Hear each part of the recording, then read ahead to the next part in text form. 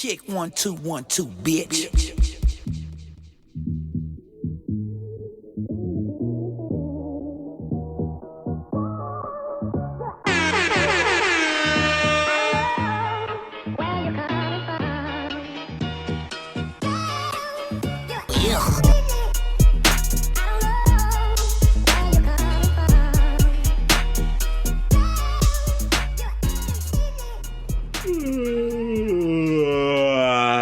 What's good, people? What up?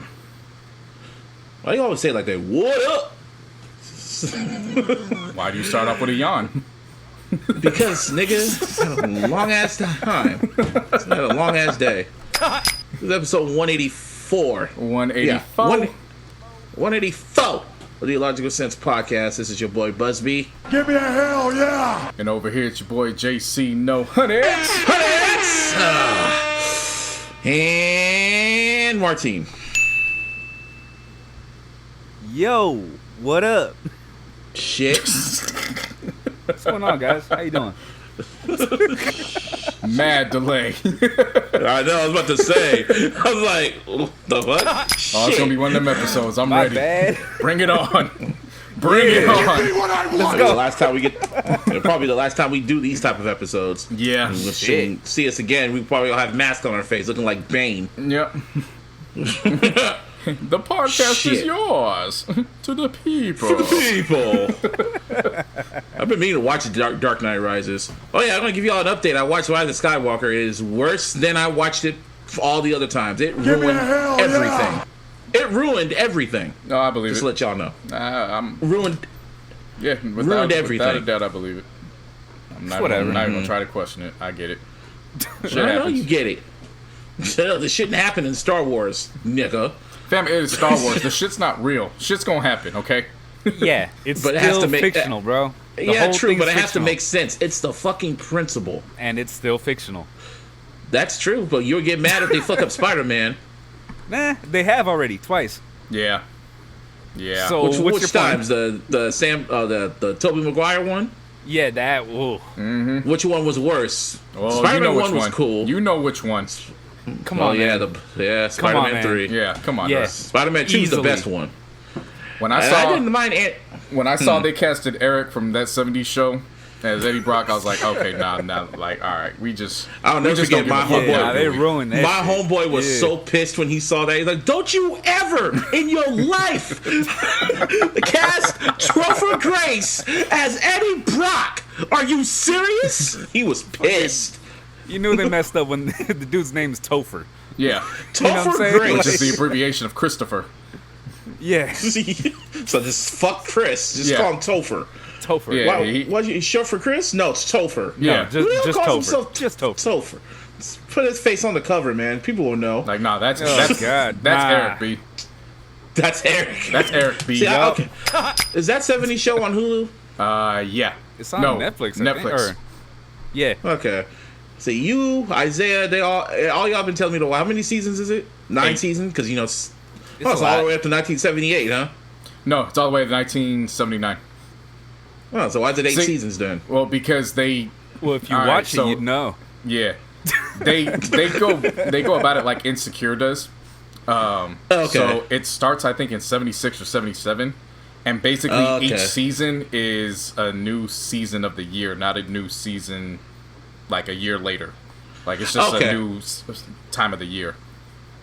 Okay, I get you. But I I will. get you. But Remember- you are forewarned. Once you get past season 6, it's gonna be a chore to finish it. But the so they finale, just like, phoned it. yeah, they because, phoned it in. because I mean, at that time, Ashton Kutcher was getting shows Yeah. and offers everywhere else, and that's when Topher wanted to. He didn't want to be Become Eric anymore. Venom? So like, He wanted to be Venom. well, literally, like he was the main character, and all of a sudden they wrote him out of season 8. Why? Yeah, because he he- didn't want to be on TV. Yeah, I he guess. wanted to go do other ventures. So I guess. So you add that to the fact that Ashton Kutcher, even though Ashton Kutcher was probably the main supporting character, but now both of them are gone. So that dynamic of the straight face with just the dits is like, it's just completely gone. Now it's just like, all right, what next? Yeah, and then they had that 80s show, and people said that was trash. Oh yeah, they they can. I've never even seen it. I saw think they 5 dropped it. minutes. I saw 5 minutes of that, and I was like, nah, I'm good. You keep that shit. And then they tried, and then I don't know. I heard a rumor they're going to do that '90s show and shit. And I was like, I mean, That was guess. interesting. had they played their cards right, they could have made it a whole franchise. But you know, like the Blackish franchise, yeah, the Ish. yeah, for sure. Did you watch? Oh, speaking of the Ish, did you watch the Blackif? No, I haven't watched it yet. You need to watch that shit, man. Shit's funny. Hey, it's hard too. to, man. Like, just there's I know there's too much shit. shit all over the place, man. Even Woo, like the shit. even live. There's too much shit, and you got to remember, we're all working still, man. Yeah. You know what I mean? That's- We don't got that much time. All three of us are still working during quarantine. Ain't that some shit? Seriously. So life didn't change for us. And on top of that, Oh, it it's did, but fucking not too much. hot now. Yeah. It is hot. Oh, I don't I want don't to know watch about TV. I want y'all. to sleep. bruh. I don't know about y'all, but I'm in an air-conditioned house. So thank God for that. I am cool. Congratulations. 61 degrees in my house. Yeah, no, we got 5 people here and dogs. Oh there's no wow! air So you in a conditioning, slave ship? You in a slave ship? It's rough. I'm surviving off of fans right now. I don't know if you can hear them in the background, but I'm surviving off of fans. You know, it's crazy. Even if I had air conditioning at the house, I still have my fan on too. It's like I can't go to sleep without my fan. Yeah, like a see, little for the- mini fan by me. See, for the Yeah. sake of the podcast episode, my fan's too loud. I turned everything off, so I'm literally just sitting. Oh, so you gonna be in a sauna? Oh, I'm gonna be pissed in about 10 minutes. All right? No, man. I have my. If you listen to the podcast, my fucking fan on my laptop keeps going. So you might as well put your fan on. Fuck Nah. Sound wise, audio engineer for me, that'll drive me crazy. it. I was trying to help you out. No, I know what you're trying to do, but you know, so you got to remember, to mine and Martine's ears, when we hear the Yeah. shit, like We that's hear it like a the little bit biggest differently. annoyance. I feel it. But like I said, I'll be upset in about 10 minutes. But before I get to Being upset. being upset, I want to celebrate something with you guys, because for all the listeners out there who have been loyal with us with this podcast, going back to 4 years. Is it 4 years? It'll be in about 6 weeks. Holy shit! Shit. Damn, time flies. Yeah. For everybody that's been with us, down with us from day one, we appreciate y'all. For all the niggas that was down from day one. Yeah, we gotta get that Welcome soundbite. to iLLogical 6. Welcome to iLLogical 6. Like we always do at this time. Yeah. Yeah, Stop it right there.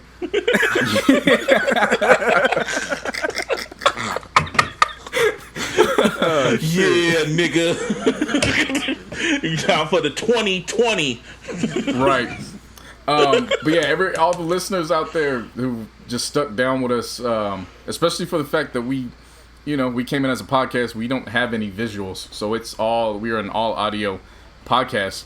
For everybody to stay down with that, even when they inquired about us, potentially doing video, it was never like, do it or I'm not going to listen to you guys no more. Like, it was just always, it was always there. So we appreciate that.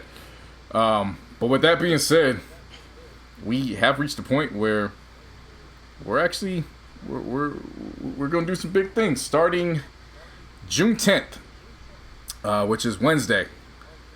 We are now partnered with the live streaming platform Caffeine. Yep, they're the horns. Hell yeah. Horns, Hell round yeah. of applause. Shit, all that. I'm gonna wait for a round of Yep. applause to end so I can give him some Steve Austin. Give me a hell yeah.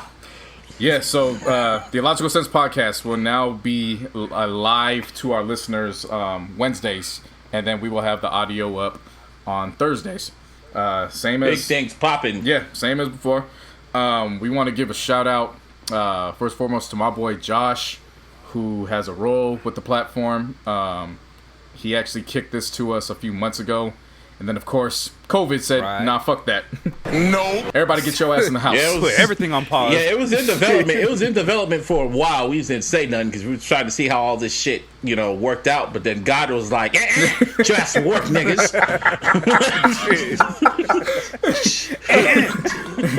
Felt like, because I'm watching Austin right now, so it's like, Yeah. get your ass to work. Yeah. But yeah, so I want to give a shout out to Josh. Of course, Josh's been my homeboy for 20 plus years now. He had a role. He was breaking everything down to us before the pandemic hit. as a result of the pandemic hitting, they have now inquired about bringing on creatives to help take the platform to the next level. And with that being said, we were one that they wanted to bring on. So we will now be joining a live interactive social broadcasting platform. And the benefit of this is that for those who are familiar with Twitch, you'll be familiar with that. You can leave comments and all that, but what separates Caffeine from Twitch is that we get instant communication with our viewers. So whereas Twitch will probably take 5 to 7 seconds in terms of getting the comment to the broadcaster to see, we are now going to be able to see your comments within 1/10 of a second. That's less than a Derek Fisher shot against the Spurs. Pretty much, we'll instantly see it. Yes. We'll instantly see the comments. So it'll literally be live and in the house. No lag. Right. So we got that going for us. And of course, again, we're appreciative to everybody that helped us get to this point. We wouldn't be here without you. Even, for some people, they look at the listens and, they don't see it as much. But to us, that's our core. And you guys stuck with us, again, from day one. So now we're giving you guys, 2 weeks worth of time to get on, get your profiles connected, learn how to maneuver through the app. Download the app. Yeah, download the app. Yeah. And that is a shameful plug. Right. And the beauty of all this... But there's no shame. No shame. No, hell no, no shame. No shame. That is a no shame plug. And also, before I forget, shouts out to Greg, who is also part of the company. He was on the Zoom meeting that we all had last week with Josh, and he was breaking everything down for us. Everything just looked good on paper for us to... It was too good of an offer to turn down. So we will now be doing that. And in addition to the podcast being on there, each of us will have our own profile, so we'll be, doing our own things throughout the week in addition. So there will be a lot of content under the iLLogical Sense brand that you guys could look forward to. And what I think is dope about the timing of all this is, of course, with Drake going on the platform, bringing URL, we're actually going to be doing our show right after the URL primetime shows that they do.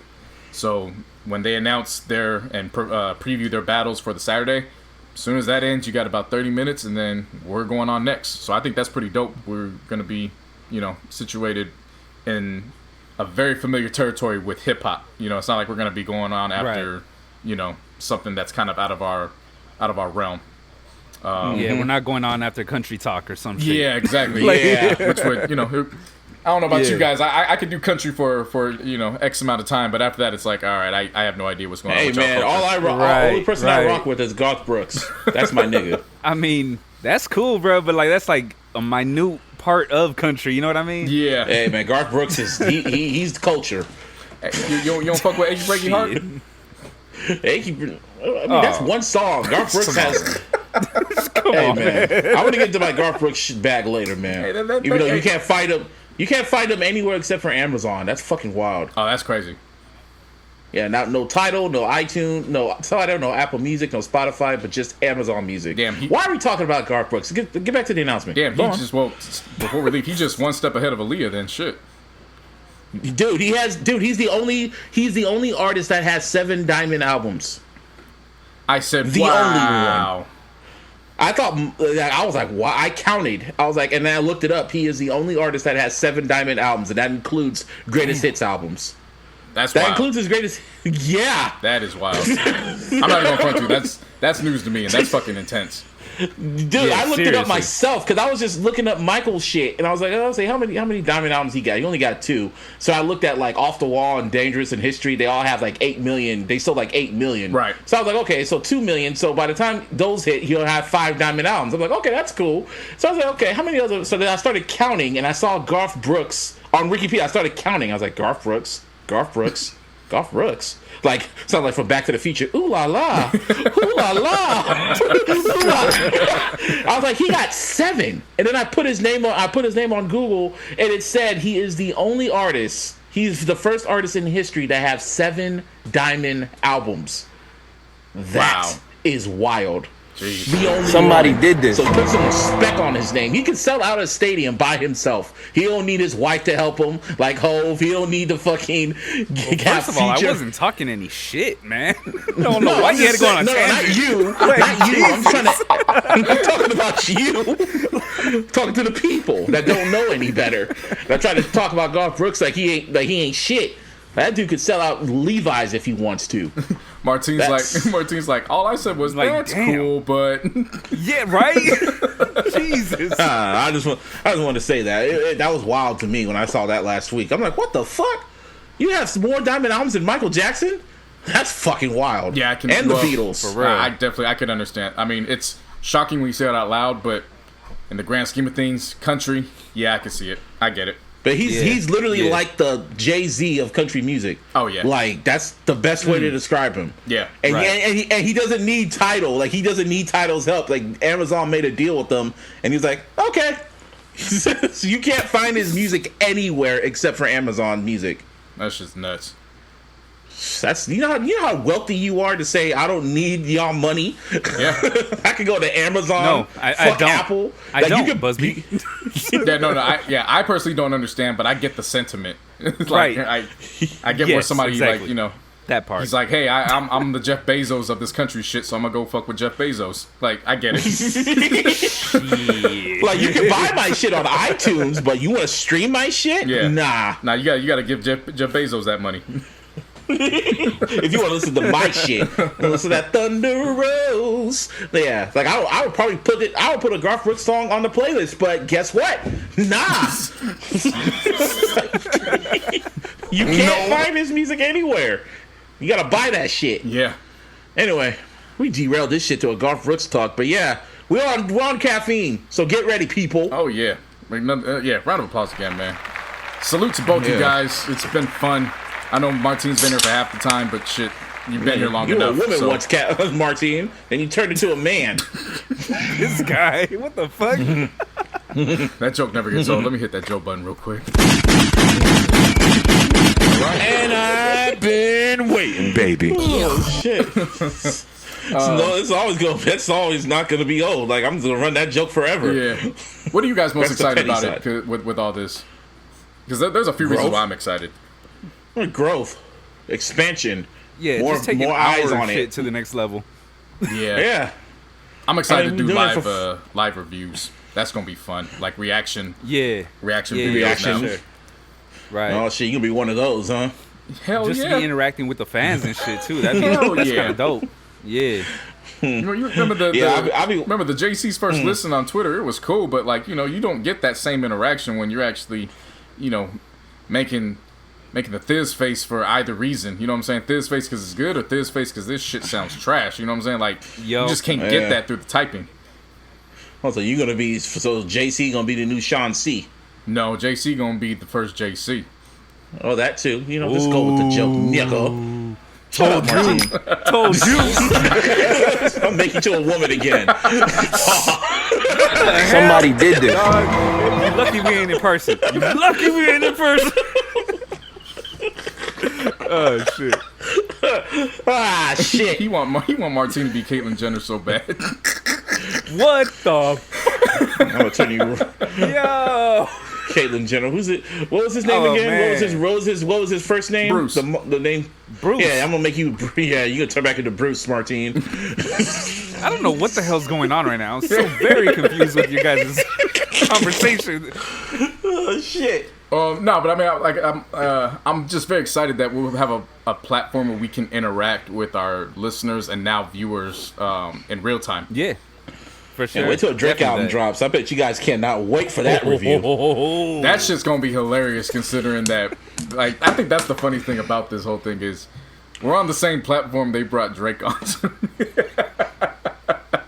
Yeah, y'all don't know what y'all fucking with. And that's funny for a plethora of reasons. Yeah, a few One, reasons. because I'm known as the Drake hater. You know, I'm known as the Drake hater. Martine is the Drake hater. Drake hater.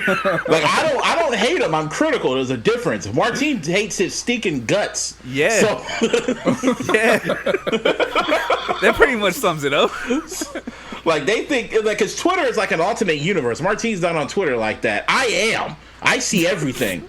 So when I voice my opinion, it's like, you know, gospel to the Drake haters. Like they say, you need a life, you need to get some ass. I'm like, well, we all don't have lives, and we all ain't getting no ass unless you want to get the COVID.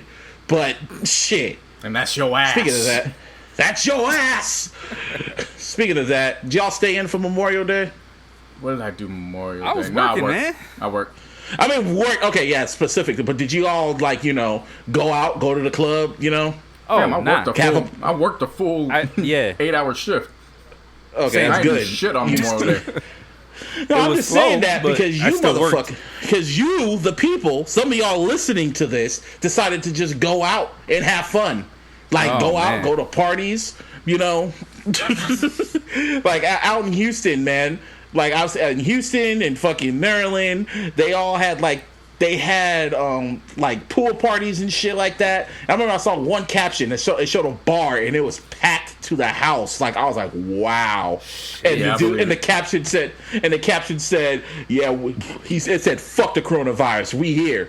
I was like, what the fuck? Coronavirus said bet. What? What's that gonna do? Corona hit him with that price laugh. Tripping. Like, what the fuck? Okay, and it was just mind blowing just to see how everyone was just out turning up in certain cities and certain states. Like, oh, so y'all just said, fuck this, fuck the holiday. Like, he just took one holiday and y'all just went out and got turned up. Yeah. Okay. I mean, like, you know, with phase 2 turning into phase 3 in a lot of places, like, you kind of had to expect that shit was gonna happen. They're opening up the wrong shit. Yeah. That's the thing. Like, phase 1 is open up the bars. What? Yeah, like yeah. Execute phase 1. Open the bars. Execute phase 1. Open the bars. Like, wait a minute, what? Like, hold That up. was phase For real?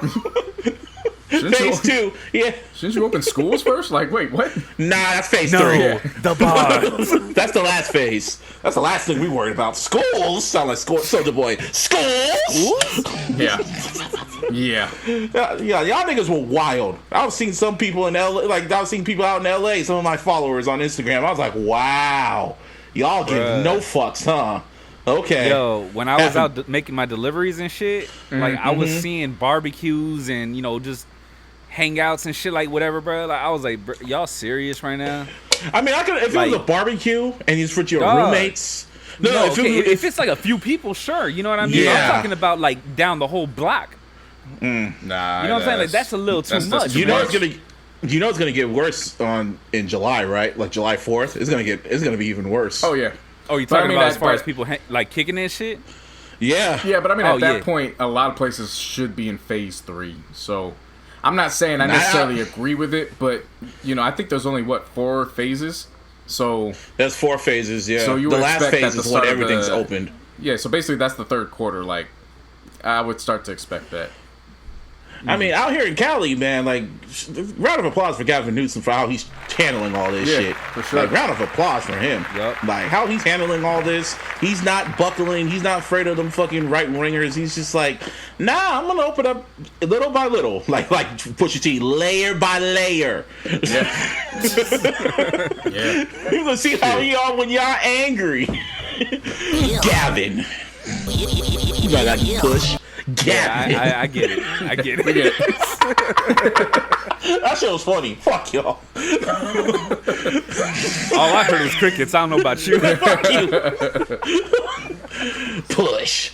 Nah, but yeah, shout out to him, man. He's figured it out. All I want is I just want movie theaters. That's all. I just want movies to be open. I just want to go to the movies and watch Tenet. I would tell you to go to the drive-in, but shit. There's fires around that motherfucker, so I don't even think that's safe. So I mean, even at the drive-in, there's nothing playing, and if what's playing is being streamed. So well, no, I was just saying. I was just saying because of that fire that took place at the drive-in out here last week. Oh yeah, the one that happened at the damn the tire shop behind the. Yeah, after the Capitol building, man. Yeah. But that's nuts. What? whatever the like, case. yeah, but But the only movie that's for show, come hella high water, is gonna be Tenet, that Christopher Nolan movie.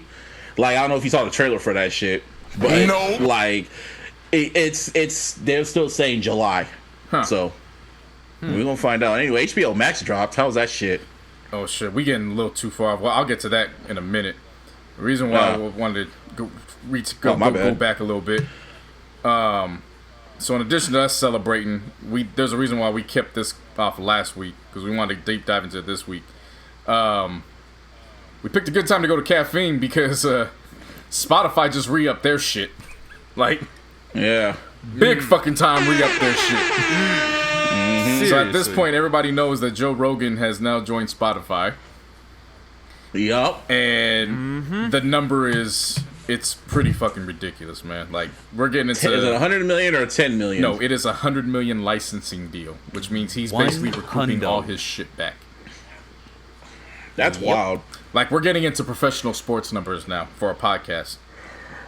Like, because he does numbers. He has, like, he is by far, I think, one of the top podcasters. I don't listen to him because he just goes off the biggest. Yeah, he's the number one podcaster.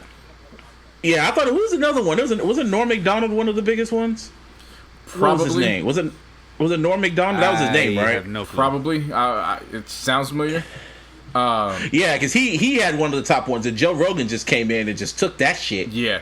Joe Rogan's basically like the LeBron James of podcasting. Like, literally. Yeah, I figured that. Like, I figured that because I don't listen to him. He's good. He is good. I will give you that. That motherfucker was on Fear Factor, man. That's how I remember him. No, he's very. What helps him is that he's very open-minded. So he has a lot of guests that he doesn't necessarily always agree with. But the dope thing is they always find some kind of common ground. And there's that level of, there's that form of respect. So even though it's like, because, he'll get into political stuff as well.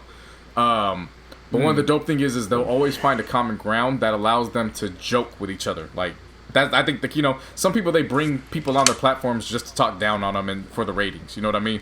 Like, Joe Rogan is about having a full-fledged conversation and seeing how even two people on opposite sides of the spectrum can just meet down the middle and then move from there. So I think that's pretty dope. Yeah, but the details of his of the deal is he's gonna hit the Spotify September 1st, and that's also going to include video content. So it's not just the audio. He's also the video that gets posted up on YouTube. But that, I guess, is now going to be extremely going through Spotify. Yeah, I saw they're testing out a video shit. So that's gonna Spotify? I would have to imagine if they're giving him 100 million, they're not gonna say, okay, now put this on YouTube. He'll probably put clips. He'll probably put clips up, but not the whole show. Yeah, I would definitely imagine it'd be clips on YouTube, but to visually see it, you would also have to go to Spotify, like you would listen. Pretty much what Tidal does. Pretty much what Tidal does. Exactly. Pretty much. Yeah. Oh yeah. Okay. So, okay. Yeah, you could take Tidal and Hove. We just need our covers, man. We just need our covers, That's man. all we've been asking for. Elliot. Elliot gonna go to jail. He's like, hey, they want the covers. And Jay's gonna be like, what you want me to do? I'm sorry. With a big old beard out. His whole quarantine beard and shit. Yeah. No, seriously, we need our fucking covers for Tidal, because I'm getting irritated just seeing collage covers. Then I look at your cover. And then I look at your cover, it's all fucking custom made and shit. Yeah. What kind of shit is that? Come on, Elliot. Come on, Elliot. This is your fault. Elliot. Come on, Elliot. Elliot. Come on, Elliot. Come on, Elliot. So we got fucking, what's his name? Who's Bill? Bill. Who is that? Bill. No, who is that? Kodak Black. Look at Kodak. Kodak Black, yeah, Bill. Yeah. Bill, I know. Elliot. I know. I hope so. Bill. Usually your white voice, Bill. Elliot. Anyway, yeah. Podcasting's on the come up now, man. Boy, I'm like... Man, we jumped on the wave pretty quick. Man, we jumped out. I just remember when I started it, I was like, yeah, I gotta get on this shit really quick. And I was one of the last few to jump on it. I mean, I got to pat myself on the back on that one. Yeah. It's like, I just remember when I started this shit, I was just like, I didn't want to make an announcement because it was just like, I ain't gonna make no announcement. I'm just gonna drop it. Right. And I remember when I was put it up on Twitter. As soon as we got done recording, I had it up on Twitter, and I was like, all right, here we go. Yep, Busby got a podcast. I was like, and yeah, people were like, okay, yeah, all right, and then I just kept going and going. That was my whole thing, was just be consistent. Yeah, because I've seen so many podcasts come and go. People just get so, like, their insecurities come up, their self-esteem goes down when they don't get the numbers that they want, and then they just stop doing it, and we've had some bumps, We've had bumps, trust me on that, but we got the show going. Like, nigga, you fucking would drive all the way to Arizona and then drive back and then come in on the last minute type of shit. Even though you weren't supposed to do it, but some shit happened, so we had to fucking just fucking do it. Yeah, no, we've definitely gone into where we leave an episode like, all right, this is the plan. One of us ain't supposed to be on, and some shit happens, and it's like, all right, dog, give me 13 hours. I'll be there. Don't worry. But it would be like last minute, and I would be so pissed that I had to call you to help because I was just like, fuck. Because I would not, because my whole thing is I cannot miss a week. I just said I cannot miss a week. I got to be consistent with this shit. I got to get to 100. That was my, first it was like, let's get to 20. Then it was like, okay, let's get to 40. Then 50. Then 100. And then shit. Now I lost count. I don't even know what episodes we on now. It just keeps going and going. Seriously, and then when we tell you, it's like, yeah. What number was it again? Yeah. Yeah. I just be forgetting episodes. I'll be like. Sometimes we get cases like last week where it's like, okay, what episode? 183. What episode? 183. All right, gotcha. Hey, what's everybody? It's 182. I was like, okay, all right. I mean, shit. I mean, it's like, I'm just really, it's just consistency. Like that's that, all you man. gotta do. That's why I tell anyone that wants to do this type of shit, you just gotta be consistent and don't let nothing scare you away. Don't let the fear of nobody watching or listening scare you away. Just fucking do it. Yeah. You be like Joe Rogan, get $100 million. Yeah. Well, shit. I'm not like Joe Rogan, You never know. Shit. Hey, Right. man. Hey, it all $1 million would be nice it for only us. takes a mustard Shit. seed, man. I think the biggest thing that what I've learned over as we approach 4 years is you can't go into this with an idea of, all right, especially if you're coming into it with a group of people. Yeah. It's not always going to be about you. So it's, you just got to learn how to be like, okay, you know what, this episode, you probably going to have the majority of the topics that we need to get through. And then if I get some that, I want, cool. And then, something next week will happen and, one of our, just something that we're more accustomed to. So it's kind of like, just that balance of not everything's going to get touched on, but, let's figure out some common ground. And then at the end of the day, do it with people that you actually like. Like, I'll be upfront. If we didn't have this podcast, Busby and Martine, we all would still be talking about the same shit regardless. Like, seriously. That was the whole point of how it started, because I was always talk to you on Instagram or Twitter, or just, or not Instagram, but like Facebook message or text and call you. We just talk. Like, if we didn't have the podcast, we'd still be talking about the same shit. Yeah. And I think that's important. That's important with chemistry. Like, if it's not something that you would probably do with this person if no microphone or camera was involved, you might want to. It's not gonna work. Yeah, you might want to make sure that this is what you want to do, bro. Seriously, like that shit just ain't gonna work. Right? Yeah. All I say is just consistent. Just be consistent with it and love what you do. Yeah. That's what I said. Yeah. Just love what you do. It shouldn't even be work, because every day I just don't even feel like doing it. But it's not even like feeling like doing it. It's just like I just be tired. Right. Like, and then when I get into the groove of it, I'm like, okay, I'm up. All right, let's do this. Yeah, this podcast wouldn't last long if we were talking about Instagram models every week. Like, you go with what you know. You know what I'm saying? Like, right. If that's the advice, Busby's telling you about consistency. I guess my advice would be just trust in yourself and your abilities and go with what you know. That's the best bet. Yeah. And the listens will come. If you're consistent, the listens will come over time. Yeah. And you will get the right person listening. You never know who's listening. Trust me, I know. Oh yeah, I know.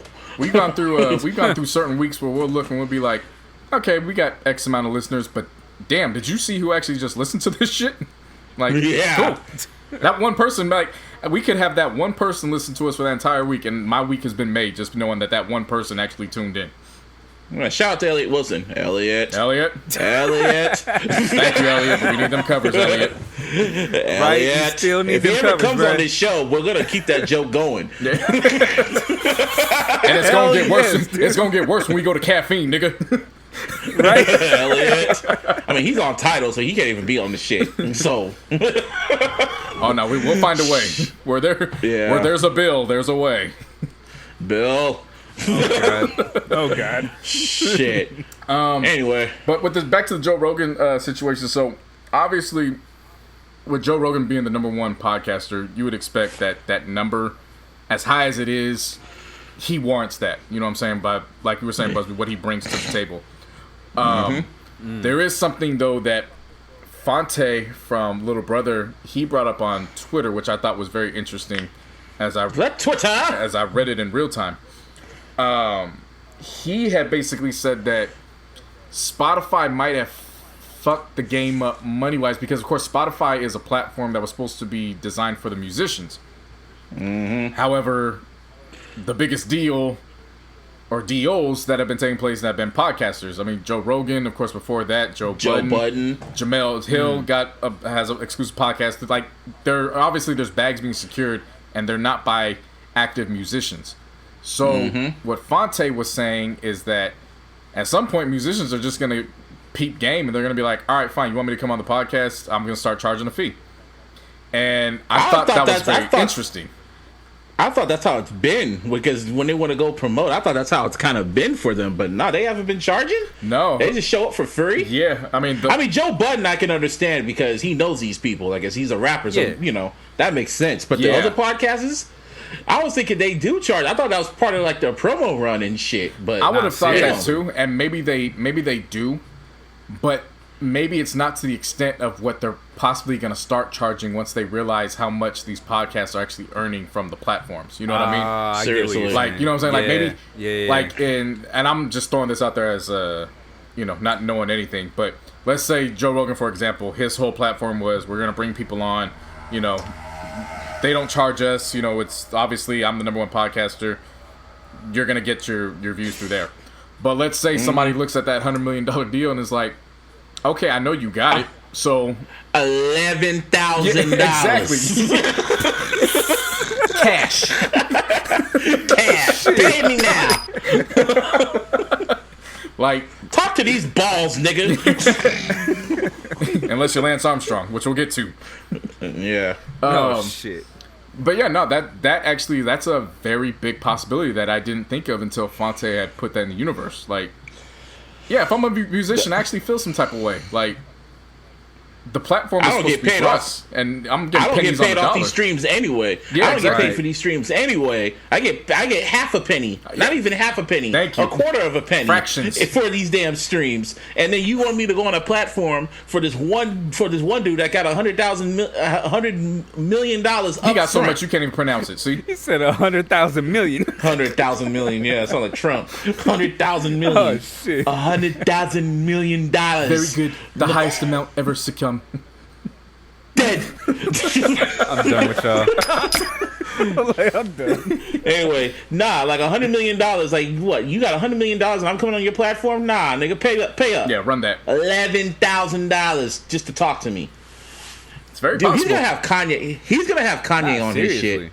Like, no, Joe Rogan's gonna have. You know what I mean? Shit. Joe Rogan's gonna have Kanye on there. I could definitely see that. Because Kanye only talks to rich. Because they've been planning that shit, and Kanye just wants to be on the biggest platform ever just to talk his shit. Yeah. About shit that would be some that makes shit. no damn sense. Right. And the thing is, man, just thinking about Kanye, it's like, man, he could talk about music, but no, he wants to talk about changing the world, which is cool, but nah, nigga, I want to hear you talk about that music shit. Well, one man can change the world, man. Remember him? Yeah, now we just brought up Kanye. He's gonna come back to Twitter soon. Now that we brought up Kanye, he's gonna come back to Twitter. Oh, it's gonna be wild. Because he's it's already wild. Yeah, you know when he comes back, it goes to a new level. One of my favorite tweets is just when he was calling Drake out, and he's like, he out here running around like he Pac. Yeah, Noriega got the best one now. She was on Rachel chat room showing feet. Shit. Yeah, we'll get to her in a bit. Yeah, but yeah, man. Go ahead, my fault. Oh no, I'm just still thinking about like artists going to be charging podcasters a feed so they can interview them, and no one's going to be trash about that because they're going to control the interview. So you can ask certain questions like, "Hey, I'll be on there, but you gotta pay this little fee for me to be on your little show." I think that's what the conflict of interest is going to start taking place because it's like I'm gonna pay you, but fuck that other bullshit. Either you want the money or we just not going to do it. Period. Because that's what I would throw around at them. This is why I miss like back in the 90s and early to mid 2000s, man, when rappers and artists had magazine covers and they gave that exclusive interview and they were being so like upfront about shit. Like you could tell there was no fucking like conflict of interest and shit like that, like the Tupac interview or a Jay-Z interview or the fucking 50 interview or M interview. Like they all just kept it real about the shit. Yeah. Now all these interviews now are just fucking jerk off sessions. That's what that shit is. Everyone's jerking artists off about how great they are. Bro. That's the biggest thing about it. Yeah, the best example is that Drake interview with Rap Radar. That was the best example of a jerk off session. God. Pause. Also, I was gonna say you need to start pausing these things. You know that, right? I mean, yeah. I'm just saying, bro. Like anything with Zane Lowe is pretty much like it is what it is. You're so great, man. I just really love your music, and I just want to talk about this music right here. Like, I like Zane Lowe, but nah. Nah. No. Yeah. Nah, hell nah. I used to like him when he did the Kanye interview and then the M interview and the Hove interview. I used to like him. When was that? That was back in 2013. Yep. I was gonna say, it's more recently. Nah, dude, I can't even stand him. Nah, when Apple gave him that check, he got that check to kiss ass. Yeah, and that's all he's been doing is kissing ass. Yep. Well, I'm not saying interviewers should just like be assholes, but just have a real conversation. None of these people want to have real conversations no more. It's a lost art. You know what I'm saying? Like it is. It's people get so caught up in protecting their brands or just doing it strictly for metrics. You know what I'm saying? Likes, tweets, shares, all that. And I mean, it's cool because if you want to get your bag, secure your bag by all means. But I mean, it's the same thing with music. You're gonna have more longevity when your content is something that we can look back on at the end of the year and be like, that episode is always gonna stay with me just for how good that conversation piece was. I think the last good radio interviewer is Howard Stern. Yeah. He's like the last of a dying breed. Yeah. Like, he doesn't bullshit with you. He literally cuts right down to the chase and he keeps it funky. Like he's one of the best interviewers in the world, in my opinion. You know who's actually very good at it, and I'm actually glad I checked into the last episode and I gotta go back and rerun it. Lil Wayne? Cool. Yes. Wayne's Young Money Radio. He gets these guys to open up in ways I don't think any other media person is going to get them to do, because you got to remember, Wayne is their GOAT. So why wouldn't they want to talk to Wayne? Yeah. You know what I'm saying? Yeah. So the conversation always ends up being a very genuine conversation between him and his guests. And there's a lot of information getting shared between both parties because he has some good questions, but then the questions always come back to him because his guests always want to know about him as well. So yeah, Crooked Eye was good at that too. Yeah, the most recent episode he did with Migos was actually a very good episode. Like that was really, really good. Because Migos really looks up to him. So yeah, it's like, yeah, damn, that's interesting. I finally listened to the one he did with Eminem. Yeah, and I was thinking like, this is like M's on a whole interview run. Like I thought he was gonna be on a feature run. He's on an interview run. Like he's like undefeated in interviews. He's like, this is like the most human I've ever heard him in a long time. Like he talked to Crooked Eye, he was talking like a stan. Mm-hmm. He was talking to Mike Tyson, he was talking like a stan. And then he was talking to Lil Wayne, he was talking to him like his own peer. Like he was more relaxed talking to his peers. Yeah, I was like, shit, M needs to do interviews, man. That's what he needs to start interviewing artists on Shade 45 and shit. I think that's something that artists who come into the game or have been in the game for a while, I think that's something that they all need to start looking into in terms of just furthering their brand. It's finding whatever you could do outside the booth. And I will always point to this one person because we've seen it because it was in our own backyard. Burner came into the game with a plan, and it wasn't a plan to be the best rapper. His plan was, I'm coming in, rap is gonna fuel my bigger plan, which is I'm gonna take the marijuana business by the throat, and we gonna keep going. And in the process of that, Burner was actually putting out quality material. Like, it wasn't like he was throwing out, some random music. He had very good A-list features, so his buzz was always intact. And sure enough, next thing we know, Cookies is on the map, and Cookies is in every strain and it's every apparel. And when you come to the Bay everywhere. Area, you cannot go one day without seeing someone wearing a Cookie brand. Yeah. Like, come to the Bay Area, you will find you cannot go one day. I dare you. All right? Like Charlie Murphy. I dare you to come to the Bay Area and try to see if one day you won't see one person wearing a Cookie brand. Yeah, and I say just anything from a hoodie to a hat to a shirt to anything Cookie related. Even if you're smoking, shirt, socks, lanyards, you'll see a vape pen, and at the very least, you'll see a sticker somewhere. Yes. Yeah. Easy. That's how you know. That's how I know. That's how rich Burner is, because you see at least one Cookie brand at least once a day. At least once a day. That's how you know you won. You can't go nowhere without seeing your brand somewhere. And the Bay Area is a big ass place, man. Like, yes, it is, especially San Jose. Yeah, like But I'm saying, the Bay Area in general, you got like how many cities in this little area? You know what I'm saying? Yeah, and they're not little cities. You got San Jose, Oakland, San Francisco. You know what I'm saying? Like these are big, major cities, and you'll see that shit no matter where you go. I had this talk with somebody over the weekend where it's just, I just love the Bay Area, man. It's just like we could literally be our own state, and nothing would feel out of the ordinary. You know what I mean? Like, we have our own culture. Yeah. Yep. Every city involved in the Bay Area has their own dialect, so it's like we're all one, but at the same time, there's very distinctive. There's distinct notions between the city and the town. You know what I mean? Just like there's distinct notions between the Tank and Valley Joe. Like, right? There's just it's just one big mixing pot, and you get different flavors when you go to different cities. Right. So, like, I'd explain that to somebody like. Yeah, a lot of people think that California is just one and the same. I'm like, man, friend, California's 5 states in one. Like, we're keeping it a buck. Yeah, easy. You got the Bay, you got Northern Cal, you got Southern Cal, and everything. Everybody's different. Yeah, no matter when you go out in the Bay, everybody's different. That's why when I leave, I explained to the person, I was like, even street life, is different. Obviously down in LA. You're very wary about using cuz or blood in a sentence. I was like, but up here, you more inclined to saying cuz and blood in the same damn sentence when referring to somebody. In the same sentence.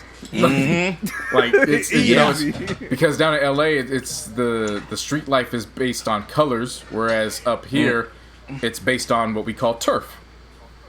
Right. Pretty much. So it's it's little things like that where it's you just gotta explain it to somebody that's not from here. You know what I'm saying? And I always enjoy doing that because I take pride in where we come from. I remember when I was in DC. I remember when I was out in DC for Obama's second inauguration. We went to this little party or whatever that Maya was hosting. Yeah. And I remember, they started playing some Bay Area shit, and I was like, "Oh, okay." And they started playing Too Short, blow the whistle. So I heard, "What's my favorite word?" And I yelled, "Bitch!" And I was the only one that yelled it. And I was like, "Oh, I'm not in Kansas no more." I'm not in Kansas no more. You're the only one who yelled that shit? Seriously? Yes. Did you pull Did you pull the Homer and just back out into the bushes? I was just sitting down and I yelled it. I was like, "Oh, I forgot. I am not in the Bay no more." Because I'm so used to just hearing everyone. I'm used to hearing everyone say it, and then like no matter where you go, it's like it literally is. Like, there's no place like it. Yeah. You go anywhere in the world, but you go to the Bay, everyone will know that damn shit. Oh yeah. Tell me when to go, all that shit. And then I remember I was in DC, and I was the only one that yelled it, and I was like, "Oh shit." I am not in Kansas no more. That's actually going to take us. That's actually a nice segue to get into Verzuz, because before we even get to what happened this past weekend with the Verzuz, people were talking about how they wanted to see more regional matchups, and of course somebody threw out E40 versus Too Short, which we talked about it, how they're just on too many songs for our preference. But again, somebody outside the area, it makes sense. Yeah. What didn't make sense to me was there was one person that asked, okay, but does Too Short have hits like that? And I immediately closed the app. I immediately closed that shit. God. And I was like, nah, I'm not today. Not today. Should have just kept scrolling. No, I didn't. Scrolling. No, there was no keep scrolling. I closed the app. I was done. Was not gonna have that conversation that day. Was not gonna do it. The disrespect. That's why I tell you that Twitter is an alternate universe, man. It really is an alternate universe. It's not reality. You gotta keep reminding. I always remind myself that if I get worked up, I'm like, this isn't reality. Like I gotta remember, this isn't reality. I got it. Like it's like shit. It's like the Matrix when Neo first gets out and he goes, "Why do my eyes hurt?" Because you haven't used them yet. Because you haven't used them yet. Welcome to the real world. See, I guess I'm kind of like Neo because I can plug in and plug out. Like I can literally plug in and plug out. It's nothing to me. I know what's real and what's not. But some days I could get so caught up in it, and then I just remember that Twitter is just a spot. It's just a whole bunch of Doug funnies. That's what Twitter is. Yeah, it's a whole bunch of Doug funnies just projecting their inner thoughts. And the loudest people on Twitter are the ones are the socially awkward people. Yep. That's Trust me, because they're the socially awkward people, but they let out their true self on the app. It's like this is how it's like putting on the mask. So they're trying to showcase a character, but then when you see them in real life, they're like, you ain't like how you are on Twitter. There's quite a few times that people met me off Twitter and they're shocked that I am who I say I am. Ain't it great? Like, ain't it great when somebody meets you and they can never say that you're not who you sound like Jeff Jarrett when you say that. Yeah, I know. They're like, oh wow, you are who you just like how you are on Twitter. Oh, you don't say. You're fucking right. Like I remember during WrestleMania weekend, I met Emilio Sparks from Wrestle Rap. Shout out to him. And he saw me for the first time. He was like, "Is that Aaron Busby?"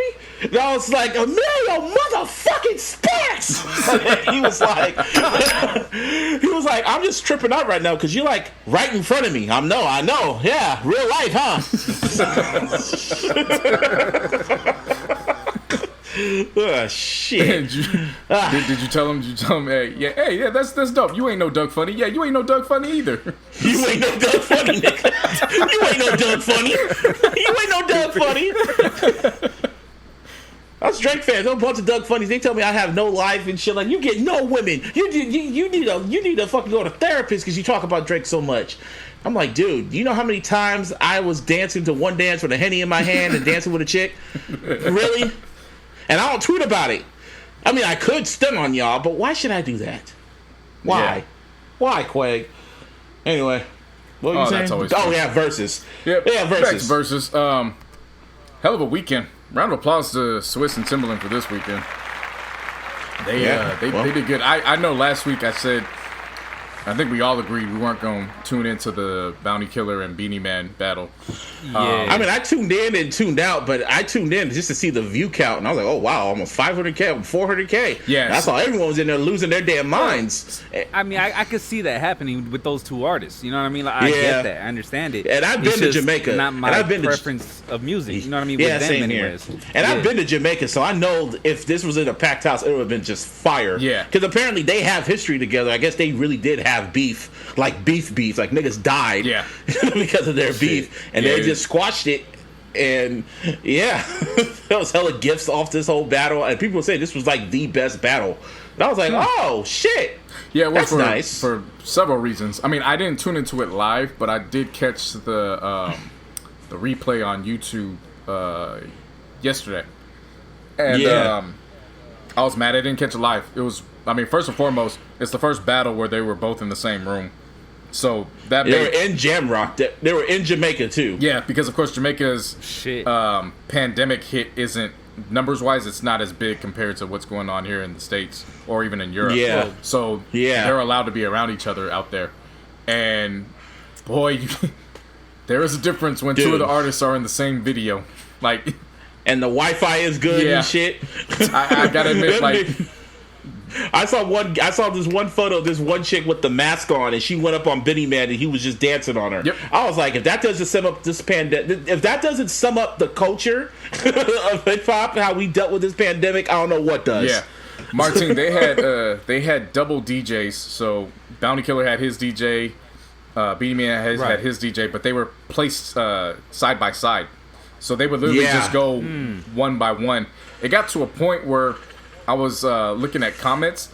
They each started freestyling songs, so they were just doing like just freestyles, just that weren't even. Shit. But it sounded like it sounded so fluid. And then there was a point where a police officer came in, and then they were just going so strong that they just looked at him and they were like, "Don't be that guy that cancels all this." Yeah, Benny Man just said, "Yeah, don't be that guy," and to piss off 50,000 people. And the police officer said, "I don't want to be that guy." Like it was Jedi mind tricks, and he just left, and they continue going. It's the most gangster shit I've seen. Yeah, I mean Jamaica's different. They know they under the police they know the culture's a lot different out there. Yeah. They know what's important. They know how important music is. So when they know a moment's going down, they're just gonna let it ride. Right. They're just gonna let it ride. They're like, okay, we know what's going on. For sure. So yeah, no, that was a great battle. The 112 versus Jagged Edge. I mean, I watched a little bit of that, and I think I watched a few rounds, even though the connection was messed up. But then when I heard the first 3 rounds, and then I just realized 112 winning this. I don't need to watch this, and I went back to work. But should we call it Jagged Edge versus 112, or should we call it Jagged Edge versus 56? Because only 2 of them was there. So is it 110? I mean, no, it's 56 because you got to divide by 2. Oh, okay. Oh, well. I get you. Like, well, I'm not good at math, so. Oh, nah, I wasn't even trying to clown you on that shit, bro. I'm just like. I was thinking 112, so I was like, there. It could have been one of them. It's still 112, bro. Like, yeah, 112. I mean, nah, you can't have the Jackson 5 and just have one Jackson there. Oh, you could do it with Michael, but he'd just be Michael Jackson. I was just gonna say, really, you can't do it with one? Yeah, okay. Or maybe Jermaine Jackson, he can represent the Jacksons. Tito can represent the Jacksons. Michael will represent Michael. Basically, I don't know about y'all niggas, but 112. I mean, I guess they got beef. That was my thing too. It was weird watching that, knowing that the reason why only 2 of them were there is because they're beefing with the other 2. You know what I'm saying? Like, yeah, that's a little weird to me. They're like Bone Thugs. They be on again, off again. I did not know they had inner beef like that. Yeah, and I mean, it's to my knowledge, it's mainly between Darren and Slim. I guess. Like it's one of those. So I mean, who was actually there? It was Slim, and I always forget the other 2. Man, I'm not even gonna lie. The other guy. Was it Mike? I think it was Mike. Yeah. Yeah, I think it was Mike. Because I think Q and Darren are the ones that are closer, and Slim and Mike are the ones. I think that's how that works. But either way, it's the other clique. Yeah. I mean, overall, the songs were good. Obviously, like they're 2. Yeah. They were 2 of the biggest R&B groups during that time period. I mean, it's Jagged Edge and 112. Right. It's just once again, it's like, damn, did these guys really come in not doing their homework on, the sequencing of their songs? Because Jagged Edge or 112? Both of them at certain times. Like, I'm going to be upfront. Jagged Edge to me, Jagged Edge has 5 or 6, like, signature songs that they can go to. By the time they hit the 9th round, I think they had already played 2 or 3 of them. Oh, so they came out shooting early. Oh, wow. Yeah, but the problem... Oh, yeah, they did. I saw that. But the problem was that 112 has more signature hits than them. So it was like nothing... literally more. So it was nothing for them to be like, oh, cool, okay, you want to play that? All right, well, let's drop Cupid right now. And then, like, it was like, damn, okay, like, shit. Damn. And then... Well, damn. And then what I thought was the most wildest shit, I will never for the life... Well, 2 things about this I'll never understand. One, if you saw that Nelly couldn't get Nasty Girl off the week before... Oh, they played Nasty Girl? Oh, come on. Why would you, as Jagged Edge, then play that song again? And then what makes it even worse when you think about it, why would you try to out Biggie... play a Biggie against one... Like, come on, man. Like, there's a science to this, seriously? and you're not paying attention to the science. Like, why would you try to out Biggie 112? It doesn't make sense. Like, 112 could just literally just pick and choose. Like, what song should we choose? Only You remix. Boom. Done. Or fucking Sky's the Limit. Sky's the Limit. Or, Done. Or what's it called? Shit. Pick and choose. Bruh, yeah, they literally have a mini catalog and shit. What did Jadakiss say? What did Jadakiss say? I actually did real songs with Big, not the made up shits. Yeah. For real. Let me pull up the scorecard real quick. If I'm not mistaken, I think that's what actually ended up happening. I think they did play Nasty Girl, and once I was like, yeah, that's cute. We're gonna play Sky's the Limit. Yep, that's exactly what happened. They played Nasty Girl, and then once I was like, all right, here's Sky's the Limit. Yep, that's what happened. I'm looking at it. I'm looking at it right now. It's like he can't love you. Then it's over now. Wow. Then it's girls over. Then it was come see. Wow. Yeah. Wednesday lover to how. Oh wow. Promise to you already. Wow. Wow. Why did you play these? Why? See, but that's the thing. Like, wow. Of course, Promise takes out You Already Know, but Promise is one of their big songs, and they played it in round 4. Like. They played Promise twice, the remix, and then they played oh my god. Hey, to their credit, the remix is a different song than the original one is. Yeah. They actually had real remixes. Yeah. Like those actual are two real different songs. remixes. Yeah, for sure. I was very surprised yet happy that 112 was like, we're gonna keep it G, and we're gonna put in Hey Love with Mobb Deep. I did not expect them to play that song, but I'm glad they did. Especially because Jagged Edge put The Remedy, which was on their album, The Remedy that came out this last decade, and not many people knew that they put an album out that was called The Remedy, so that was an easy cleanup. Oh wow, these niggas played. Oh, I'll be missing you versus Where the Party at. Okay, let me explain that to you. Wait, what? Let me explain that. That was the last round, so I already knew Jagged Edge they were keeping Where the Party At for the last round. But when I'll Be Missing You came on and Jagged Edge stuck to their guns and still followed up that song with Where the Party At, I gave Jagged Edge the point for it. I was like, nah, that's too gangster. Like, you're not going to take me out of my plan. It doesn't matter. Yeah, exactly. You're not going to take me out my plan to play this. Like, that's cool. You're doing a nice tribute to Biggie. Like, but let's lift everybody's spirits up. Where the party at? Like, fuck Bad Boy.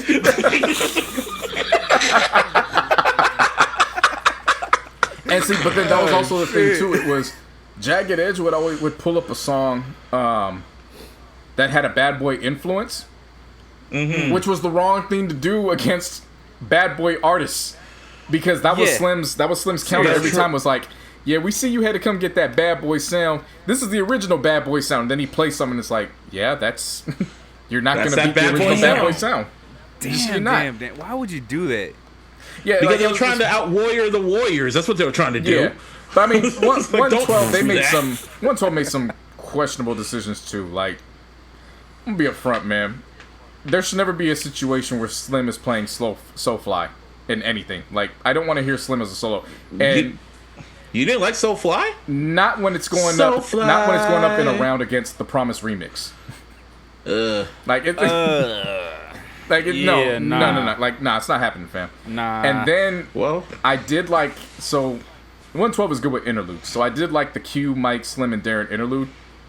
It's just not going to win when Jagged Edge follows up with Traded All Part 2. Yeah.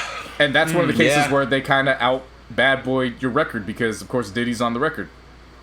Yeah. I enjoy so much the track Love Me that has Mace on it. That was on their second album. But one of the main reasons why I love it is the nostalgia of the sample. That's not going to go up. That's not going to go up and beat Good Luck Charm. It's just. Did Jagged Edge play any Bow Wow records? Because they have songs with Bow Wow. No, they didn't, which I thought was a disservice. Wow, they actually could have. That was a disservice. Yeah, they would have. What songs have? Oh man, they could have threw on Ghetto Girl, man. Yeah, they could have. Oh my god, they could have thrown on Ghetto Girl, and everybody would have lost their mind. I would give him a point for that. Yeah, they did other songs with him too. 112 threw out a big haymaker that I forgot they even had in the tuck because they were featured on. You remember that? Remember the group Allure? Yep. Remember their song All Cried Out? How's it go? I'm not gonna be able to hit them notes, so I'm not even gonna try. But anyways, All Cried Out has 112 on it, and it was one of those big time, like at the end of the 90s, big time hits. I forgot they even had that in the tuck, like to put up. So. Oh, that song. Yeah. Oh wow. Yeah. I'm playing it right now. Oh wow. Yep. Huh.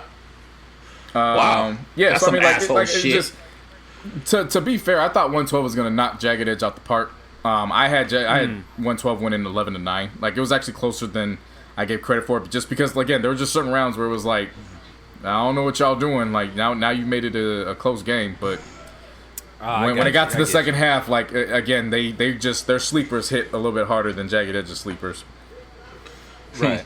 But, I mean, overall, it's just the sound quality. Like, I'm ready for them to leave Instagram. Like, they need to. It's become too big now. I mean, yeah, I knew that was gonna happen. Yeah, like they have to either go to Tidal or they got to figure out a way to go to YouTube, Twitch, or maybe Caffeine. Message. Ding. Message. Like they need to go somewhere because I'm tired of trying to go on Instagram. Or Instagram needs to get with the times and figure out a way to try to make this work. And I have a feeling they are. Yeah. Hey man, look at the price side. If they go to Caffeine, shit, I'm gonna put our names in the running so we can be the main commentators. Hey, you know what I'm saying? Like, serious culture, not y'all niggas. Like, I'm putting that in the universe. I mean, in a way, Teddy Riley was kind of onto something about showmanship and shit. He just did it all wrong. Yeah, he went about it too sneaky. He went about it too sneaky. You can't do that. Too. Right. Yeah. And you gotta remember, this was at the time when we were all first locking down. So this nigga had like 100 people in the crib. So it was just bad. Yeah. And also, I mean, he tried to make this shit about him, kind of. You know what I mean? Right. He tried to take it away from the whole Verzuz and this is about Teddy Riley. Yeah, true. Oh, another thing about it wasn't Verzuz, but Babyface. I'm kind of glad that Verzuz happened because now Babyface is on Instagram and he kind of figured out how to use it. Me and my aunt watched on YouTube the whole Waiting to Exhale round of applause breakdown. real quick. Thank you for bringing that up because Larissa and I watched that together. That boy Babyface, man, just how he opened the show with the signs and shit. He's like, welcome. And then the other sign said, there will be no technical difficulties. And then he sips his fucking wine. I'm like, this motherfucker. Then my aunt was kind of just like tripping out when you remember that part when he got the when he called up Tony Braxton on FaceTime and he got the iPad out of nowhere. He was like, zzz. Yeah. I was like, where the fuck that come from? And then as they're talking, he gets her to sing Let It He gets Flow. a guitar. Yeah, all of a sudden this man just hands him a guitar just like seemingly out of heaven. It's coming. And it's gonna pop coming. up. And then there's that little delay. It's gonna pop up. And then it was funny because you could tell he's first ballot Hall of Fame in the shade room. Tony Braxton was like, I call you my work husband even though you're my brother. And then he got quiet for a second and he goes, yeah, thank you. I'm glad you cleared that up. Yeah, bro. And then it came to the end when he got a damn glass of wine. He got a glass of wine, and I was like, "Where the hell did that come from?" And I was like, "Man, we don't know what it is." Like, was that water? And I was like, "Man, he probably turned that shit to wine. Who knows his ass?" Yeah, he's anointed. Like my aunt was still tripping out when he did the whole tribute to Andre Harrell, and he was just sitting there like, yeah, this is really hard for me. Like, I don't know what to say, so I just did this and wrote like a beautiful song. And she was like, what the fuck? Where did this come from?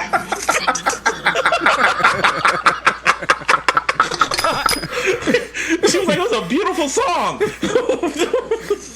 Yo, his storytelling is A1 too. Like, okay, so Martin, really is. So I don't know how you feel about Martin about the Waiting to Exhale soundtrack.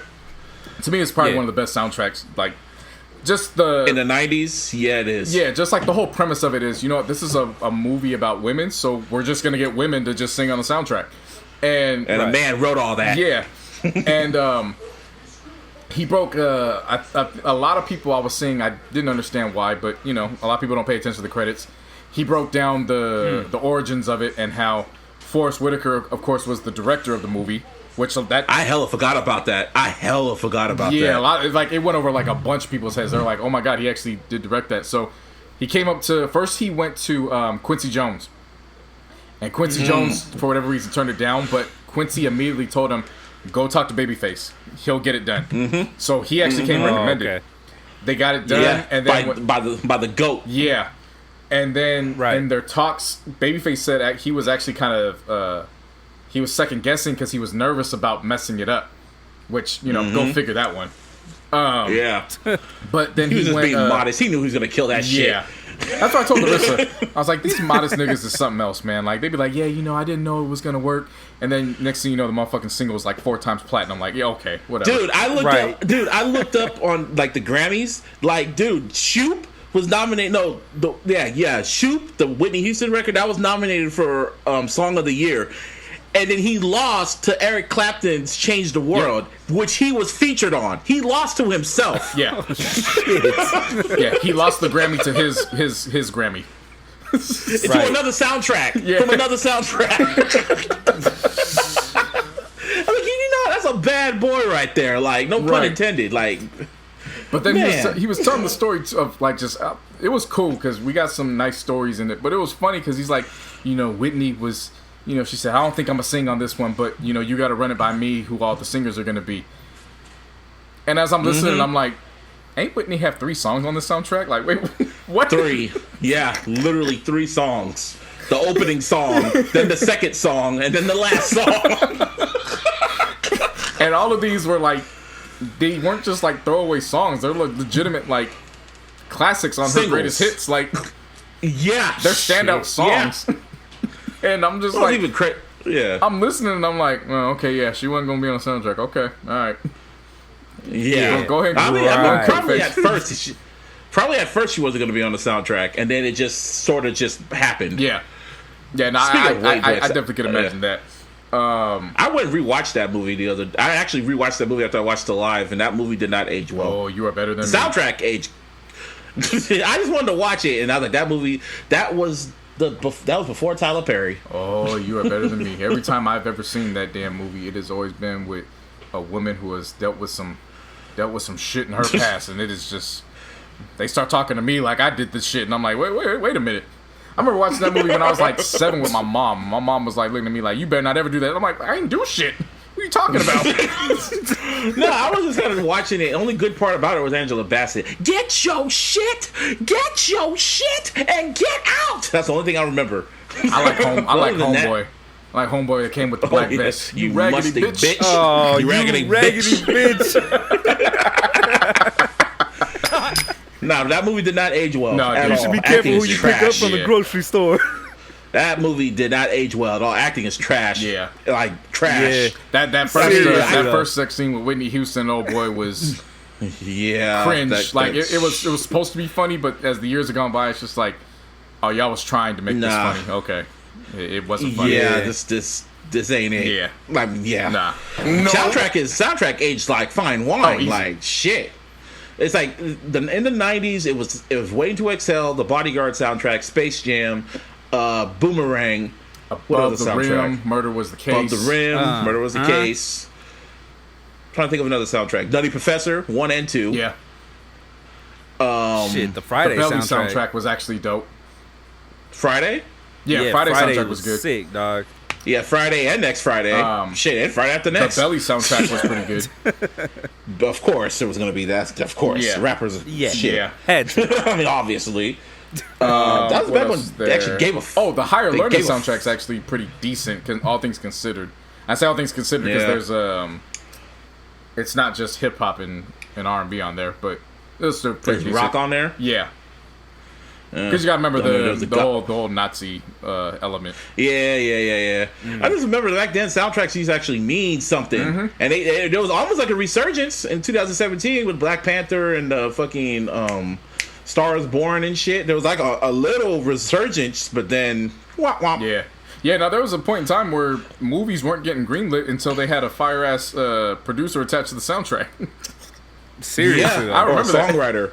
Yep. Because if all else failed, it was like, well, we could still put these platinum selling singles in the movie, and we could sell it from there. At least we could sell the soundtrack. Oh yeah, the Rush Hour soundtrack. The Rush Hour soundtrack.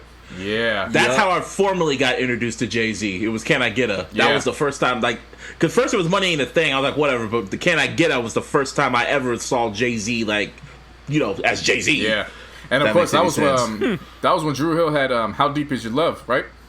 Yeah, How Deep Is Your Love? Yeah, I think so. That Rush Hour soundtrack was nice. This guy, with the Cisco ad-libs and shit.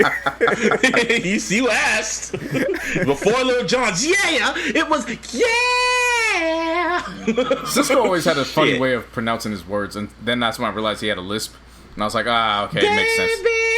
His shit used to always be so fast. It was like Hey, mommy, you know me to get with these like. Oh, bruh. I never really tripped on it like that. But yeah. Another Chico. Ooh, that dress so scandalous. Like with the list. Ooh, that my dress God. so scandalous.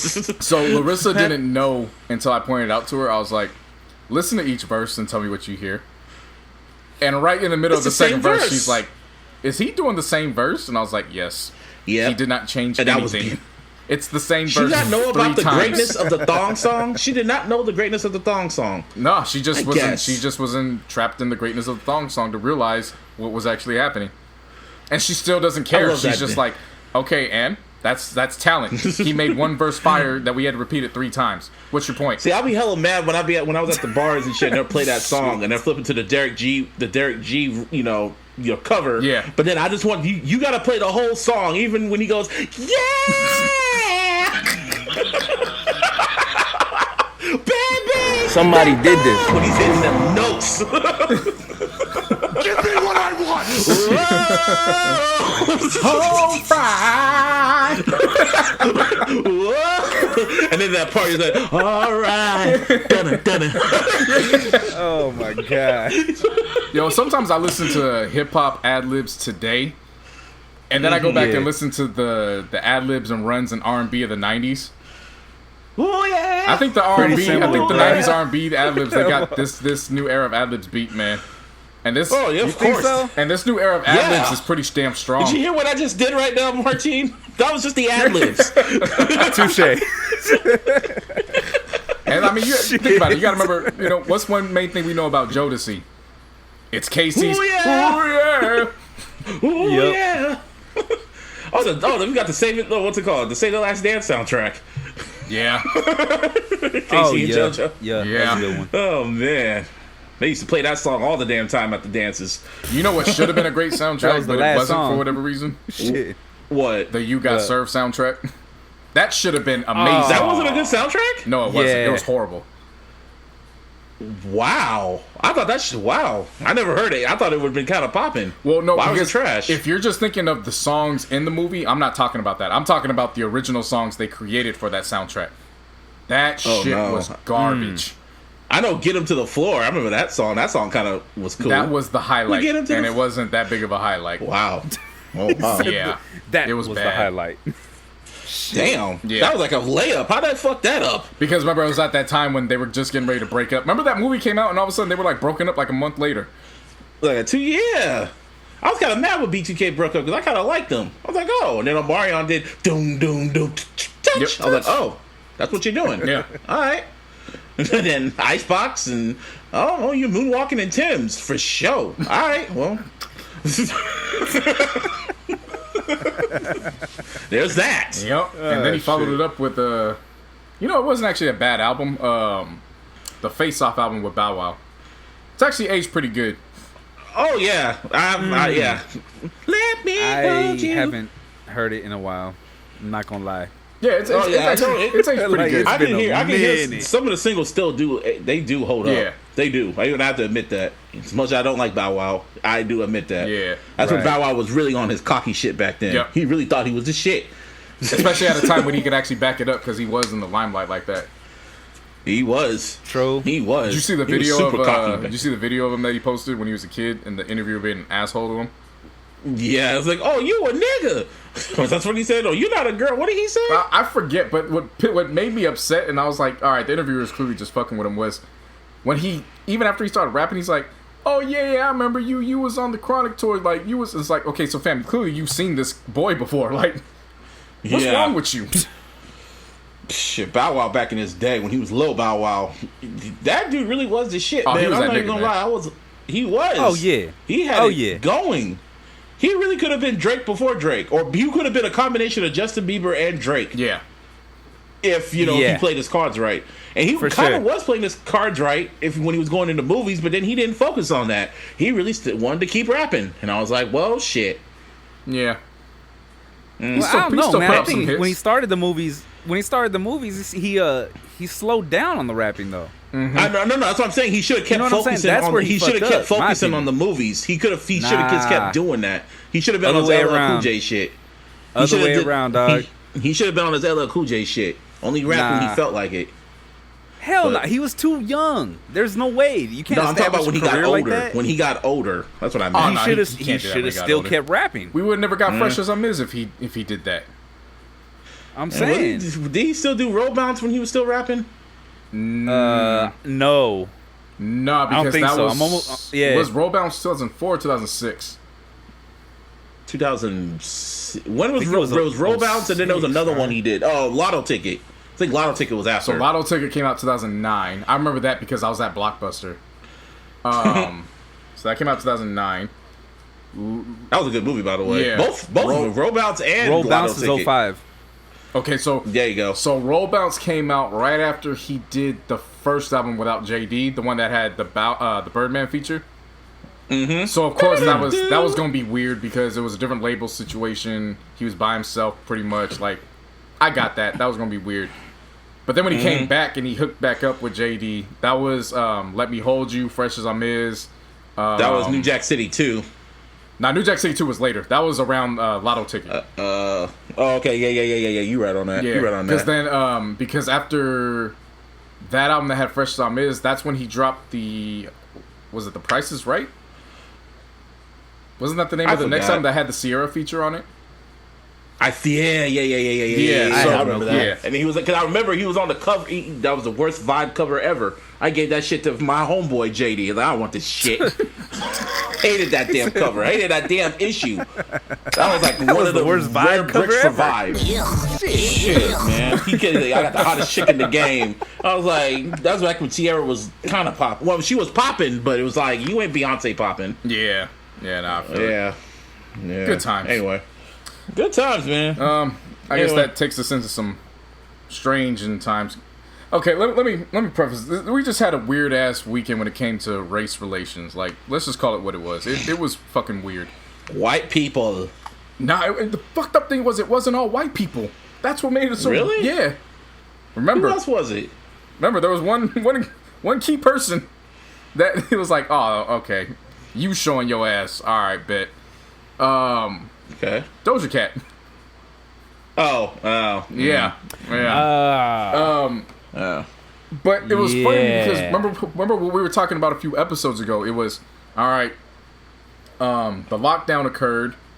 We see the video of his name's slipping my mind right now. The black guy that was killed in Georgia. Oh, I know what you're talking about. I forgot his name. Ahmaud Arbery. Yeah, Ahmaud. Something like that? Yeah, thank you. Yes, Arbery. Yeah. So remember we had spoke about that where it was like we're seeing this and then realizing that this happened months before the lockdown hit in February. So it was like, damn, okay, this pandemic, unfortunately, it's saving a lot of people's lives. And then we go into past phase 2 where we're starting to reopen up, and it's like fucking clockwork. Like, here we go again. Yep. Yeah. Yeah, so Doja Cat, apparently, she got caught. She was in, I guess, a video chat room with racist folks, and I guess she's always been on there for years, and she was doing a whole bunch of sexual acts on there, apparently. Is that what she's been doing? So, showing feet? Yeah, so here's the thing with Doja Cat. Doja Cat has a white boyfriend, or had a white boyfriend. I don't know if they're still together, which there's no crime in that. Nobody, like, date who you want to date. But it had always been out there that she had, whether it was stated publicly or privately, she was just not interested in the black men. Like, she was just always about white men. Yeah, she was into white boys. Yeah. And so it was like, all right, well, okay, if that's preference, I'm not going to knock it. You know, just make sure you don't bring that shit public and make it a whole other thing. So while she's in these chats, like, and remember, this is just relatively recent.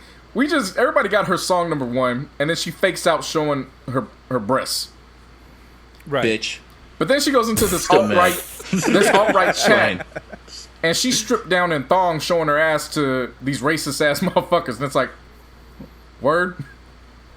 Yeah. So niggas helped your song go number 1, and we just like, ha, I'm joking. But then all of a sudden, these alt-rights who's using the hard R at the end of nigga, they get the thong. Okay. I see. And apparently they showed like this one interview clip that she did like last year, and I guess she's always been in these chat rooms. Like she kind of revealed that she goes in these chat rooms and speaks about it and shit like that. She didn't say what kind of chat rooms, but she says, yeah, I always go in there and I always just chop it up with them. So she's been doing this. Yeah. So and the thing was, like, the most recent video, it just occurred last week, if I'm not mistaken. Like, it wasn't like an old video service. She was just on that chat last week. Wow. After she got the #1 record. Yeah. Wow. Like, chilling. Having conversation. Like, it wasn't even like crazy shit, dog.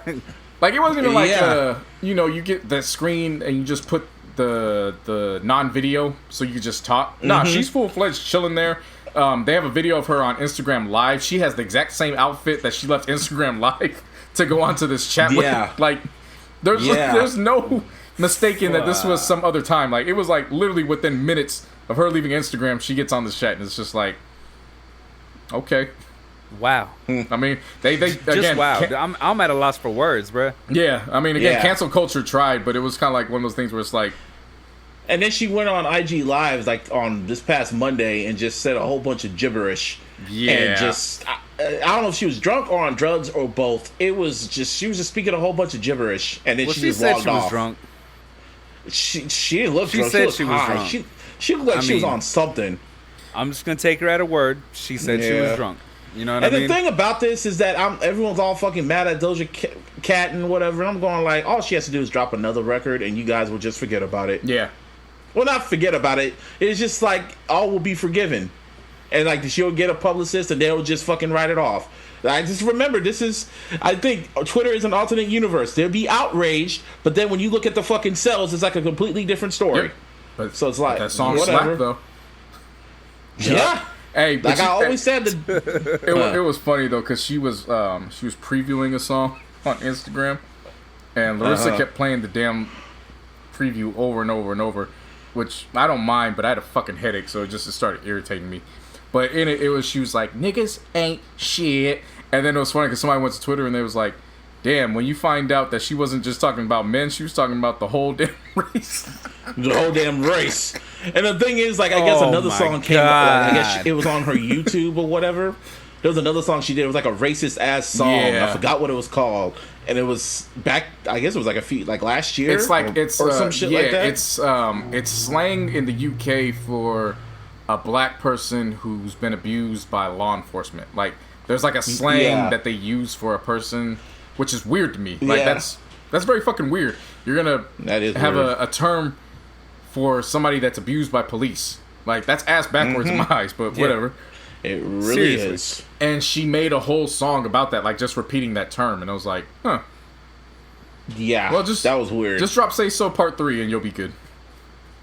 Yeah, like at the end of the day, as long as the music is good, that's all that matters. Like, that's all that. If the music is good and they get co-signed, they apologize, because she did apologize. She put up a fucking apology on Instagram and shit. Yeah. And people go like, no, come to Twitter so we can roast you. Like, why would she go on Twitter? Why would she go there? Like, really? For real, who's willingly gonna go walk into that shit? She gonna go where the wolves is at. Yeah, okay. Well, okay, Twitter. Like Twitter is just, some people just have that privileged ass mindset. Like, really? Yeah. All right. Speaking of privilege, anyway, let's Lana Del Rey. Oh yeah, Lana Del Rey. Wow, like that's all I'm going like. And I like her, and I don't like her. Like, her music is not for me. But ever since she told Joe Azalea Banks, I will not. It was like, what'd she say? I will not fuck you up. I will not fuck you up. Or don't some shit think like that. I will not fuck you up. And I was like, okay, talk that shit. Talk that shit. She popped that shit. Yeah, nah, talk that bitch shit. I like that. Yeah, I gave her respect for that. I'm like, oh, so you about that gangster shit? Okay. But then she talked this weird shit, and I was like, no. Yeah, because she felt a way that Beyonce and Megan Thee Stallion and Nicki and Doja Cat are the top records because they're talking about. I didn't read all that shit. It was a whole bunch of whiny shit. It was like, it's just like, you're just mad that they're talking about sex and their bodies and shit, but not about real music. That's pretty much what I got from it. Which is okay. Martine, have you ever listened to her music? Nope. Okay. Yeah, and you gotta smoke a blunt. All right. And be on edibles to listen to her shit. Here's the irony of her music. I want you to be prepared for this. All right, I'm listening. The irony is she was calling all these women out who happen to be black women. Black. Or mixed, like Doja Cat. Yeah, well, as far as I'm concerned, if you black, you black. Like, police don't give a damn. Yeah, black is black. Like, they'll shoot True. you all the same. We'll get into that. Yep. Yeah. So she called all those women out. Right. For making music about, basically what she was saying was opening their legs. No, she was trying to say they had no music of substance. However, this is the same woman that was talking about sleeping with men for cigarettes in her songs. Like I'm not even saying this to be funny, like, or hyperbole. Yeah, literally. No, there's a song like where she explains she was sleeping with men for cigarettes. Wasn't she with A$AP Rocky too? I think so. That's some real shit though, dog. You know what I mean? That's some real music. I mean, I get it. I don't get me wrong. Yeah, I understand, but you can't be mad at women who's popping their pussy for the bag, but you over here popping your pussy for some fucking cigarettes. Some cigarettes. All they're doing is showing their bodies though. See, she's putting it into music. Hey, you know what I'm saying? Hey. Ding, you got it. motherfucker. You got it. Ding, motherfucker. You got it. You hit the nail on the head. Ding, motherfucker.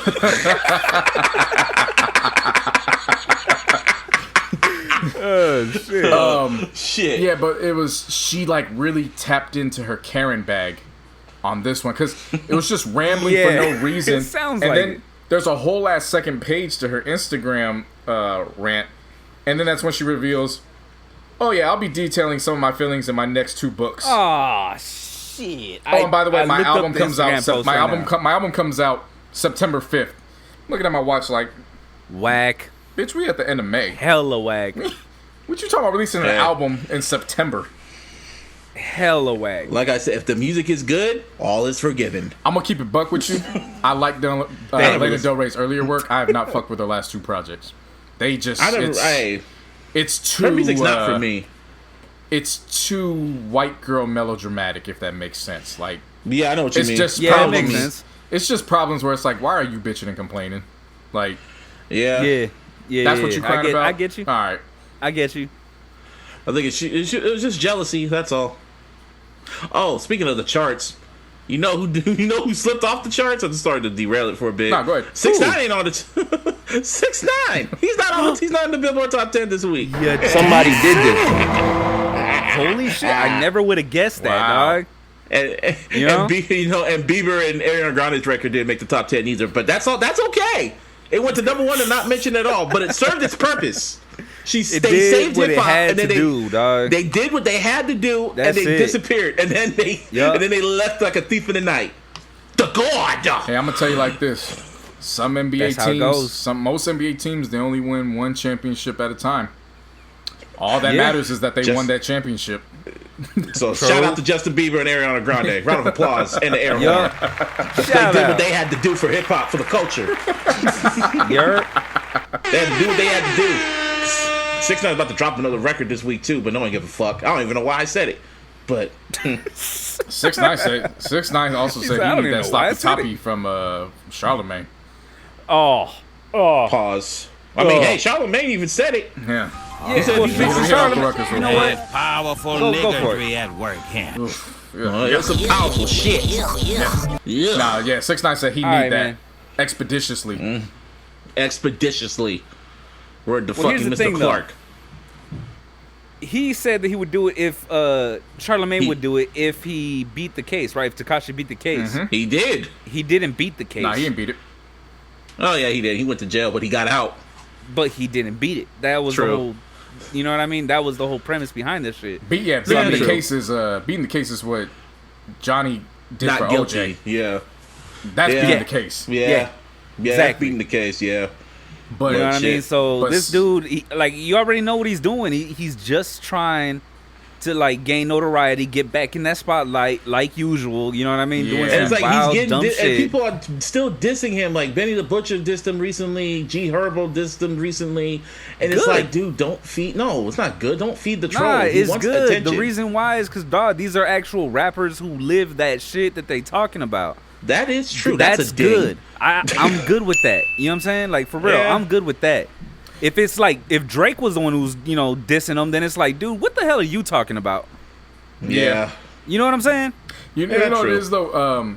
G Herbo hit him where it hurts most because 6ix9ine Snitchy 60 still hasn't let that one go. Even after a full week has gone by, he's what he went number 1 on what chart was it? It's the digital chart. The digital chart. Okay. The streaming chart. Yeah. So okay. So to rewind back, and he went gold too. Yeah. So to rewind back for the people who didn't see what happened, when Snitchy 60 said he needed that nice sloppy toppy expeditiously, Academics put it on his Instagram. G Herbo then commented and said, "Well, he didn't beat the case; he ratted." And then 6ix9ine's response to that was, "Imagine talking when you can't even get a platinum record." Which then G Herbo hit him where it obviously hurts, which is, "Nigga, I'm platinum in the streets. You'll never be that." Yeah, like that's a place you can never be anymore. That's a place you can never be. Yeah, seriously though. Yeah, and was he lying? No. Nope. And then I guess it hurt him again because when the stats came back that his shit went, that Gooba went gold, he still talked shit to G Herbo. Like, hey, look, G Herbo don't got this. I was like, what the hell? He went on with his life, and he added him. He's like, that hurt his soul. That hurt his pride. Yeah. Like pretty soon, like sure people, like he went number 1, and then he dropped off the chart. You talk shit about Billboard, they're like, oh, you gonna talk shit? Okay, take him off. You could be in the top 20 or whatever. Yeah. Shit, I don't even know where he's at. Like, I'm gonna check the charts after this, but he wasn't even in the top 10. He went from top 3 to not mention at all. I mean, he literally came home to the perfect scenario, and he's already fumbling the bag. Yup. I told you. That's what it is. And people are already starting to beginning to ignore him. Like, I mean, we're just laughing at it because it's just like, yeah. There's a difference between laughing at it and just whatever. Right. It was just funny. Yeah. Anyway, did you laugh Did you laugh when Joe Biden said what he said? Jump off Joe Peezy. I woke up to that and I laughed. Like, why did you say that, nigga? Then I laughed because it was like, shit. Because I knew he was just playing, but it was just because I actually watched the interview and Joe was talking his shit and he was kind of he was laying it all out there. Like, Charlamagne didn't even, he didn't even like really talk that much. He was like, Joe was informing him, talking really presidential. And I was like, yeah, okay. And then in the end, they had to rush him off, and then Joe just said, even though I low-key kind of agree with it in a way, he said, even though he was joking, no, he was flat out joking. He just said, if you still think, if you can't make up your mind if you're gonna vote for a hoe ass nigga, he said those exact lines too, hoe ass nigga in office, Joe Biden, then you ain't black. I'm pretty sure he didn't say that. But I mean, with me, I'm black, and I'm voting for Joe Biden. I'm going to tell you this. I'm going to explain this. I do not like when white people say what is black and what is not black. Yeah. I get you. I will be voting for... I will be voting... Yeah. Fam, I'm going to say this like how I perceived it. There's always truth in a joke. And I don't like when white people tell me what is and what isn't black, when they can choose when they want to participate in what black people go through every single day. So, I will be voting for Joe Biden. I will not be happy about voting for Joe Biden, if that makes sense. I will be. Oh, I'll be very happy. As long as that whole ass nigga's out. That's cool. But you'll be happy if Trump loses. You know what I'm saying? That don't got nothing to matter. That has nothing to do with Joe Biden. With who you vote. Yeah, it don't matter who you're voting for. And shit. Like, he's been showing his ass to me the past couple months, and it's just like that one, like little. I don't like that. I really don't. It's not just that. When it comes to hip hop too, like I don't like when white people tell me what's in and what's not. Like, you're not dictating to me with hip hop what you think is authentic hip hop. It's just not working. I'm not listening to that. Well, let's also just say he did apologize for it. He did apologize. He told the black delegation, he told like a black group, I think NAACP, that he does not take it for granted. It was a joke that just did not fly well. He thought he was joking. He got too comfortable. I'll admit that one. He got a little too comfortable. And when he said it just like, that shit's just fucking baloney. Like, people say that type of shit all the damn time. That's fucking stupid. That's pretty much what he intended to say, but it just came off hella wrong. Yeah. And honestly, when it comes to other black folks that still, like Diddy saying they're going to hold the black vote hostage, I was like, Diddy, I don't remember. Like, I remember when you were on that vote or die shit when Obama was running. And then all of a sudden, when Obama was about to leave office, you go and say, well, you didn't do shit for black people. And then say nothing about the other election and allow Trump to be elected. Now you're talking about holding up the black vote and shit. Okay. That shit's just annoying to me because we ain't got another choice. But we're not going to get into that. I just can't. By any means necessary. I just can't wait for the day where I can vote based on what needs to be voted on, not based on literally the lesser of two evils. Like, right? Because this, I'm gonna be upfront. This is, for me personally, this is going to be the last time I ever do this. Like, after this, I'm not doing no groupthink and none of that shit like that. Like, this is, yes, you got to get the man out of office, but it don't even feel right to me. Like, this is nasty. Like, it ain't nasty to me. That's cool. That's cool. Yes, it is. You're just looking at it from a different view, bro. That's all it is. Yeah. But it is nasty, though. Regardless if you want to agree with it or not, it is. That's because to y'all. Because, dude, realistically, we're just trying to get rid of one dude. We're not voting for the best candidate. You know what I'm saying? Hey, personally, to me, Biden is the best candidate. Well, yeah, me, but personally, no. Listen to what I'm saying, though. I'm agreeing with you. But listen to what I'm saying, dog. Mm-hmm. He is the best candidate, but he's not the best politician that could have been, elected. You know what I'm saying? He's just the best candidate to go up against Trump. Yeah, like, exactly. That's all it is, and it's like that's how we're voting our president. It's just to go up against the person to get him out. You know what I'm saying? Like, it's not based on what can actually be done for the actual people.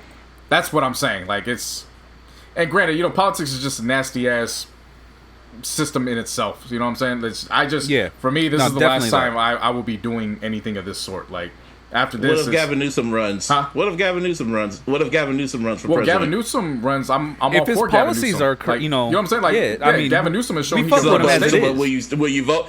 So will you vote for him if he ran? If his policies are in line with what I believe in, I think you're missing what I'm saying. I'm not saying that I'm not voting. I'm saying that this is the last time I'm voting to do, like, for a situation of how you've been proclaiming, by any means necessary. This is gonna be the very last time I do this shit. I'm gonna be straight up with that. Well, after this, you just got to remember that you still live here. What do you mean? Like, you still live in this country. Like, if you don't vote, it can still have consequences. Like what we have right now. Yeah, but you're missing the point again. I'm not saying that I'm not going to vote. This is no, I know you're saying it's the last time you're ever going to do it. No. This is the last time I'm voting under these circumstances where I'm only going for one side and strictly one side as a result of what's going on. If there's another race and Gavin Newsom is great, but let's say there's somebody that's Republican he just happens to be better and has better policies that match up what I need. Yeah, I'm likely gonna go against Gavin, because at that point we're getting back to policies and what makes sense. This is just a fucking circus show. So you gotta. Yeah. What I'm saying is, it's like, such a big circus that now I have to participate in being in the circus, and I don't want to be a part of the circus. That's what I'm saying. I get you. This is what he's saying. Basically, he just doesn't want to vote for Biden over Trump just because, you know what I mean? Whereas, let's just say, hypothetically, because I know it's not possible, but let's just say it's like a Bernie versus Gavin. You know what I mean? Then you got to look at the policies. You know what I'm saying? Yeah, now we're not looking at like the shit that actually matters. Then it's politics. Not just trying to kick somebody out. It turns into politics again. I get you. Yeah, exactly. I understand. I get you. I know what y'all going through. I guess I know what y'all going through, and but personally for me, I could care less. But I mean, I get it. That's neither here or there. The downfall is that I'm black, y'all. Yeah, the downfall is that Biden gave Trump A1 material, and I'm always gonna give credit when it's executed properly. Trump used that soundbite, and fam, I had a good ass laugh with that shit. This motherfucker went and turned his quote and turned it into merchandise. Like, that's some 50 Cent shit, bruh. Like, he turned Joe Biden's quote and is now selling it as a part of Trump-Pence 2020. And there's nothing Biden can do about it because Biden said the words. Oh, he replied. He replied back. No, you got to hear what I'm saying. It's not like Biden can come out and say, that's not true. It's there on record. You did say that. So you just gave this man good ammunition to go. And then, the what he did with Snapchat to me was fucking hilarious. When he played the fucking T.I. record and he somehow was able to get it to sound like Joe Biden. Yeah, Joe Biden. Like, okay, Joe Biden saying you ain't black enough, but Trump is the one using the T.I. record. You see what I'm saying? Like, I'll say this though, Biden did reply back in a really smart way by pretty much showing that when the COVID cases when the COVID deaths reach over 100,000 deaths right now, over 100,000 deaths, and there's over millions of people that are infected by it, and people are out partying on Memorial Day, trying to like pretty much spreading this shit. He's out golfing. Yeah, and it was like a whole video. He was a whole video of it, and it was straight etherist. And I was like, well, that was a good response. And see, that's where I give him credit, because the pandemic, before all this shit happened, I thought Trump was going to be a landslide. Like, there wasn't even a question with it. But with everything that's taken place, it's gonna, it's gonna. I don't want to say necessarily it's gonna be a fight to the race. I still think Trump's gonna take it, but I think he has. See, I hate when you say that shit. I really hate that when people say that shit, because it's almost like they want it to happen. I mean, it's not. You gotta understand. When I said that, it's not because I want it to happen. I came on here and I said I'm voting for Biden. So I'm not talking about you, but it's like when people stage that type of shit. But you also, it's like, to me. But you also got to deal with reality too. Like, you know what I'm saying? A lot of people hated the fact when everybody kept saying the Warriors are just that damn good, but they kept proving that they were damn good for those years. You know what I'm saying? Like, stuff's just aligning for, that's. Look, man, this is the reality of the United States that we live in. People agree with what he says, and that's unfortunate, but that's just the reality of it. Well, I also looked at some of the polls, especially over at Fox News, and Biden's beating his ass. Now, I would say it doesn't really mean much because, with Hillary, we thought she was whipping his ass on all the polls too, but Hillary was losing all the Fox News polls. Biden's winning all the Fox News polls by a large margin, and I'm like, whoa. Man, Fox News told me that Bernie was going to win.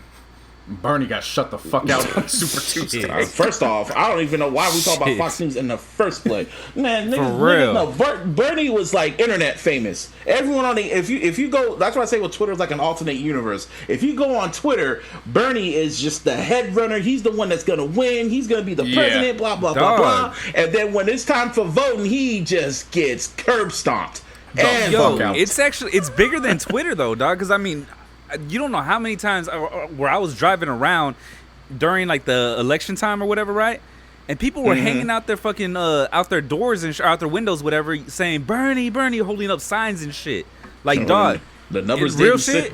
He wasn't just that shit. No, he wasn't just I know, but he wasn't just famous on Twitter. He was, for all intents and purposes, he was famous in the streets, dog. Yeah, seriously. But the streets don't vote. That's the thing. That's the problem. Vote. That's the problem. Yeah.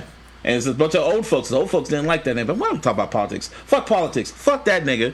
I mean, we Joe had to Biden, because it was a part of race relations. It was there. I guess, but again, like I said, I'm black, and honestly, when it comes to black folks that do vote for Trump, I do look at them pretty fucking weird. I look at just weird. It's like you're voting against your blackness. Yeah. So in a way, you ain't really black. You're like one of them. I look at all minorities like that, bro. Like, seriously. You know what I mean? Because it doesn't make sense. He's attacked the Asians. You racist. He's attacked Mexicans. He obviously, go down the line. You know what I'm saying? Dude, with the whole District 9, was it District 9 or District 8? The one in the Central 5. Isn't the Central 5? Central Park 5? Yeah. Trump was the one that ran that ad saying that them niggas were guilty.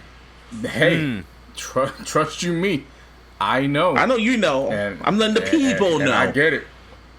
I just as time has gone on, I mean, you always question somebody's motive in terms of votes and all that. You can question their intentions on what they feel is in their best interest. But one thing I've started to stray away from is using that phrase, you're showing you're not black, or because to me it's still an ignorant statement, because black isn't an attitude. It's literally something physical that you can't change. You know what I'm saying? So I understand that. And it's a double-edged sword, because it's on one hand it's like, we as black folks, we do use that and say that, but you also can't have it both ways too, where you're so openly out with it to the point where somebody that you would then consider more black than the other person says something that's very questionable, but now you're put in a place. You see what I'm saying? You're now put in a place where you've allowed it. Yeah, so now you're just starting to go into that territory where it's just I've just stepped back from using that phrase. I remember back in the day when Bill Clinton was president, black folks were saying he was the first black president because he lined up with black views and values. They did. I remember that. Well, because he played the fucking saxophone on Arsenio Hall. And not just that, and how smooth he was getting his dick sucked in the White House, in the Oval Office, and then he's in office and find out that all the damn criminal reform was to lock niggas up. Like so. Yeah, and he regretted that. He has regretted doing that shit. But like I said, man, go out. It's November. My birthday's in November. Make me a happy 33. What, I'll be 33? Yeah, make me a happy 33-year-old boy. Bro, you really forgot your age? Yeah. That's how you know you're getting up there. I'm getting there. I'm getting there. That's the crazy shit. I am getting there. Speaking of Central Park, more race relations. That bitch. Amy Cooper, a.k.a. Central Park Karen. I just want to give a round of applause because she lost everything, including the dog. Good.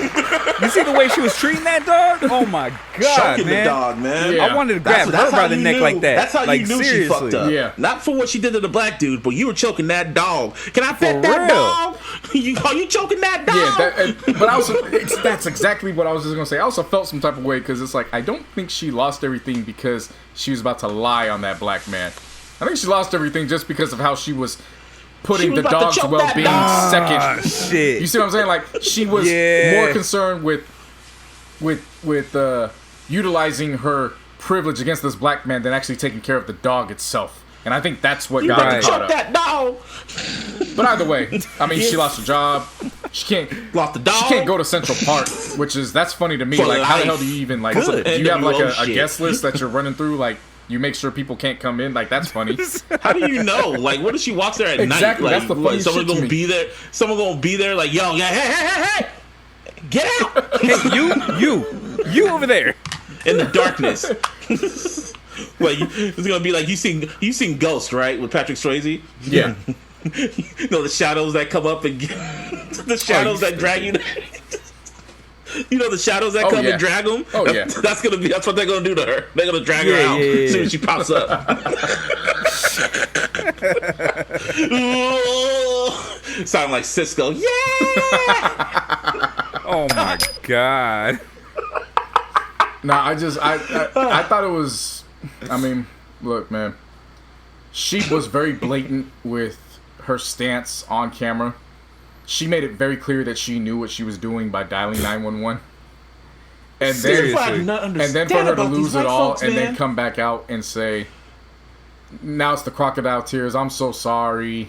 It was like he, just wah, wah, wah, wah. Like, and then when you see the dude, the bird watcher, he was like, he was kicked back. He was like, shit, I was like, sorry, all she had to do was put a leash on that dog. Yeah.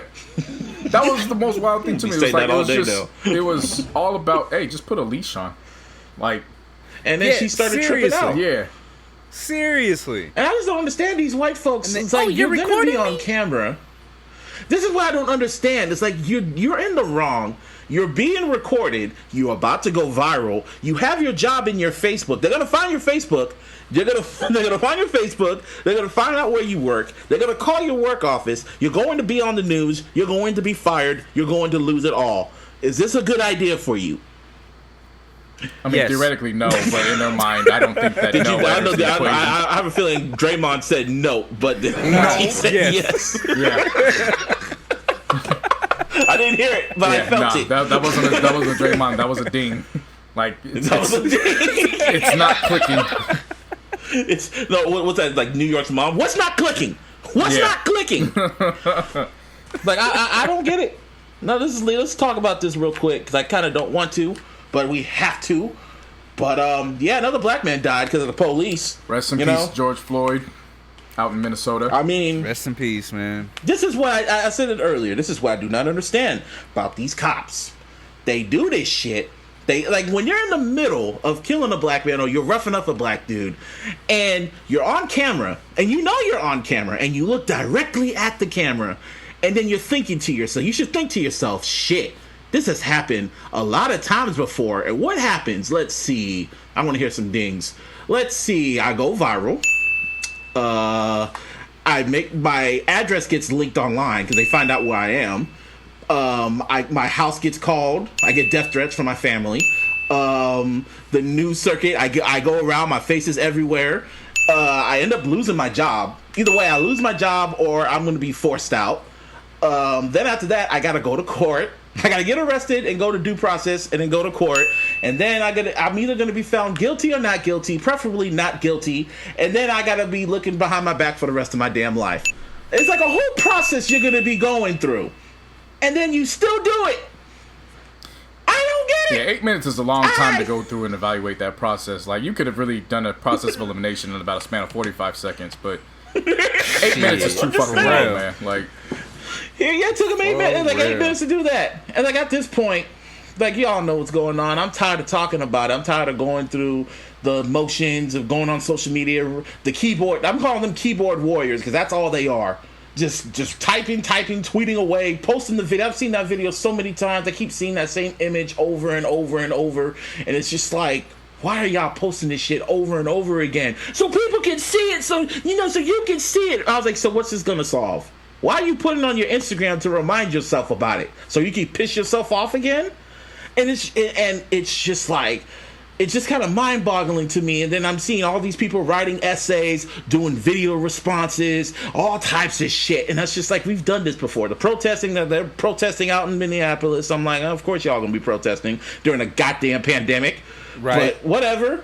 And then the cops are throwing tear gas at you, even though they didn't do that to the fucking white folks that were pushing up on them a few weeks ago when they just wanted to go to fucking Applebee's with a fucking bazooka in their back. Without Subway. Same shit. But it's like, because y'all racist.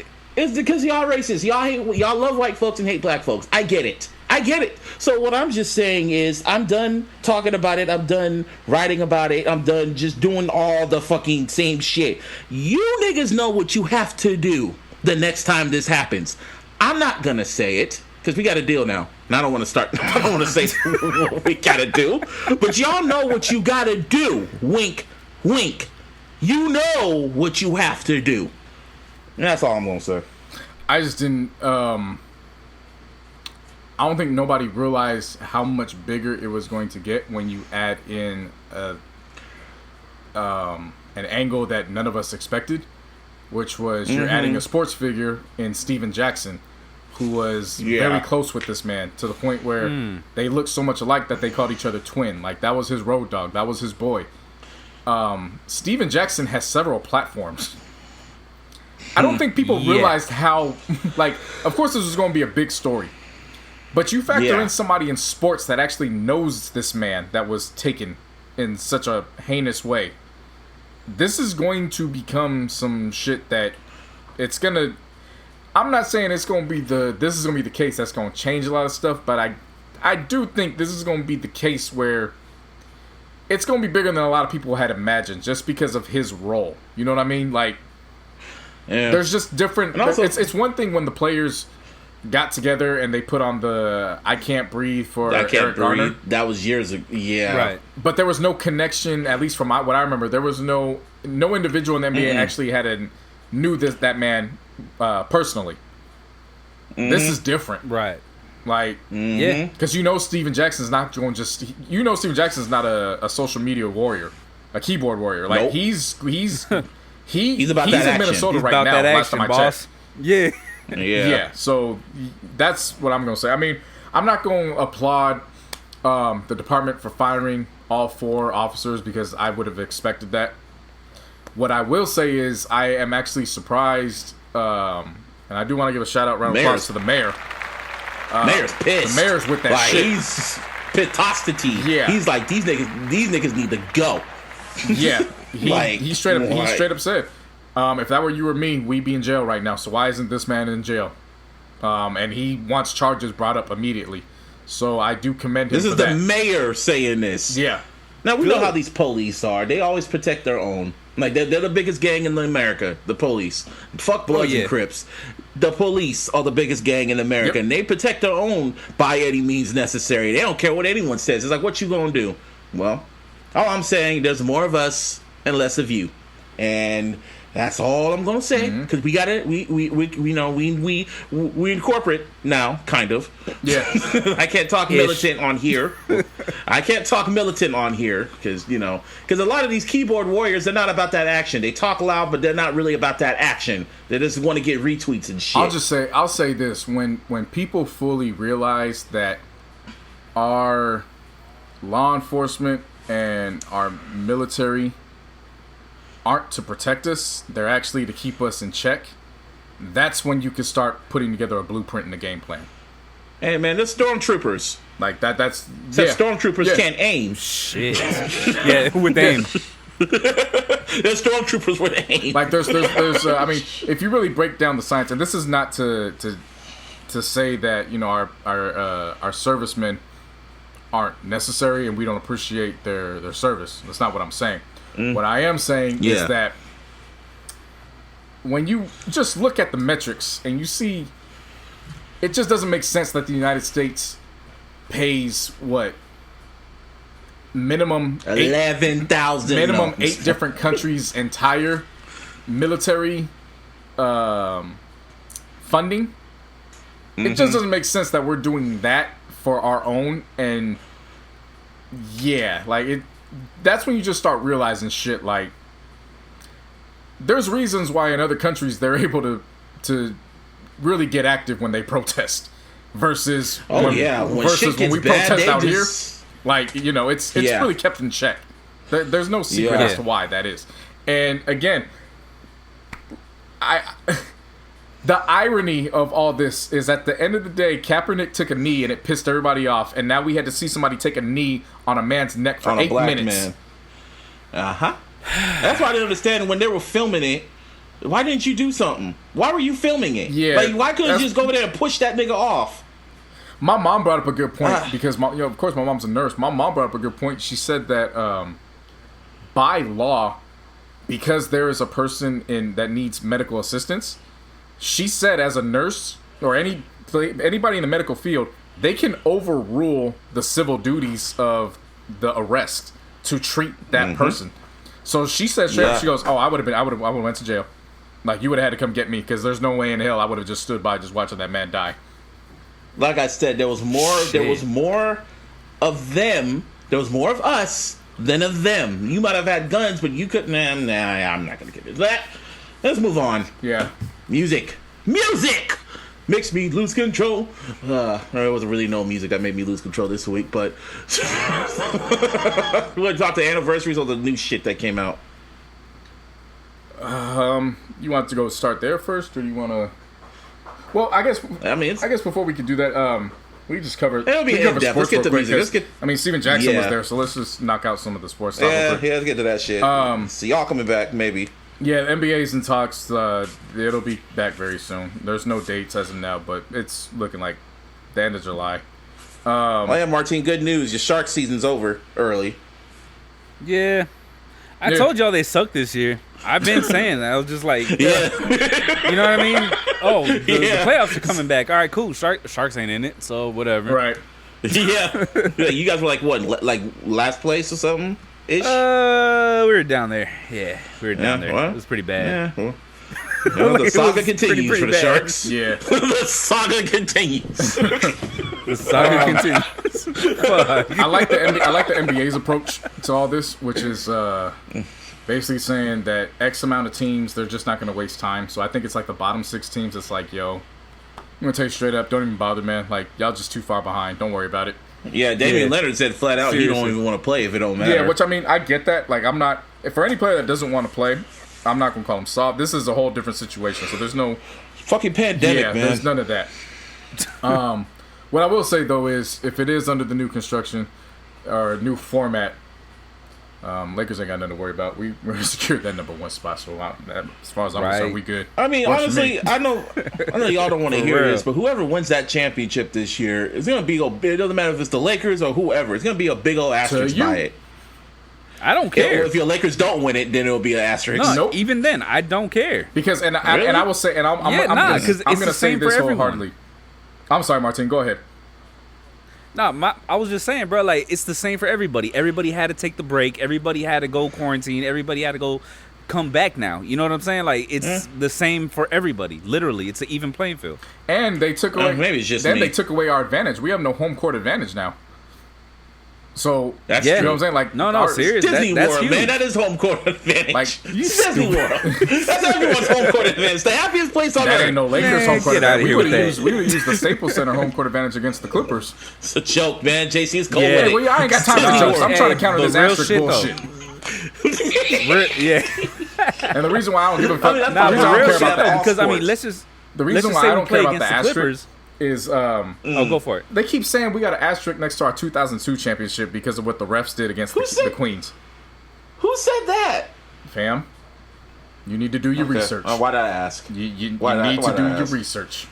They give asterisks to the Warriors for they're all their championships. They give an asterisk Yeah, for there's the no Warriors reason. for Yeah, all there's their no reason damn. for that. But with us, they always bring up that 2002 series because of what the refs did, and it's like that ain't got nothing to do with us, B. Like I don't know what to tell you. Like maybe the Queens should have hit their damn free throws. Maybe Vlade Divac shouldn't have gave his best assist to Robert Horry. Like I don't know what to tell you like that. But you want to call it an asterisk? That's cool. I'm gonna keep flaunting this damn asterisk T-shirt in front of your face every damn On time. your ass. Yeah. So I can give a damn about an asterisk. If the Lakers pull it off, we are the 2020 champions. My prophecy came to fruition. I could give a damn. Yeah. Right. You right. You right. You said 2020. Yeah. Pandemic or not. Yeah. You said it. I ain't say nothing So about you no will damn be pandemic. happy. I just said 2020. Lakers is back.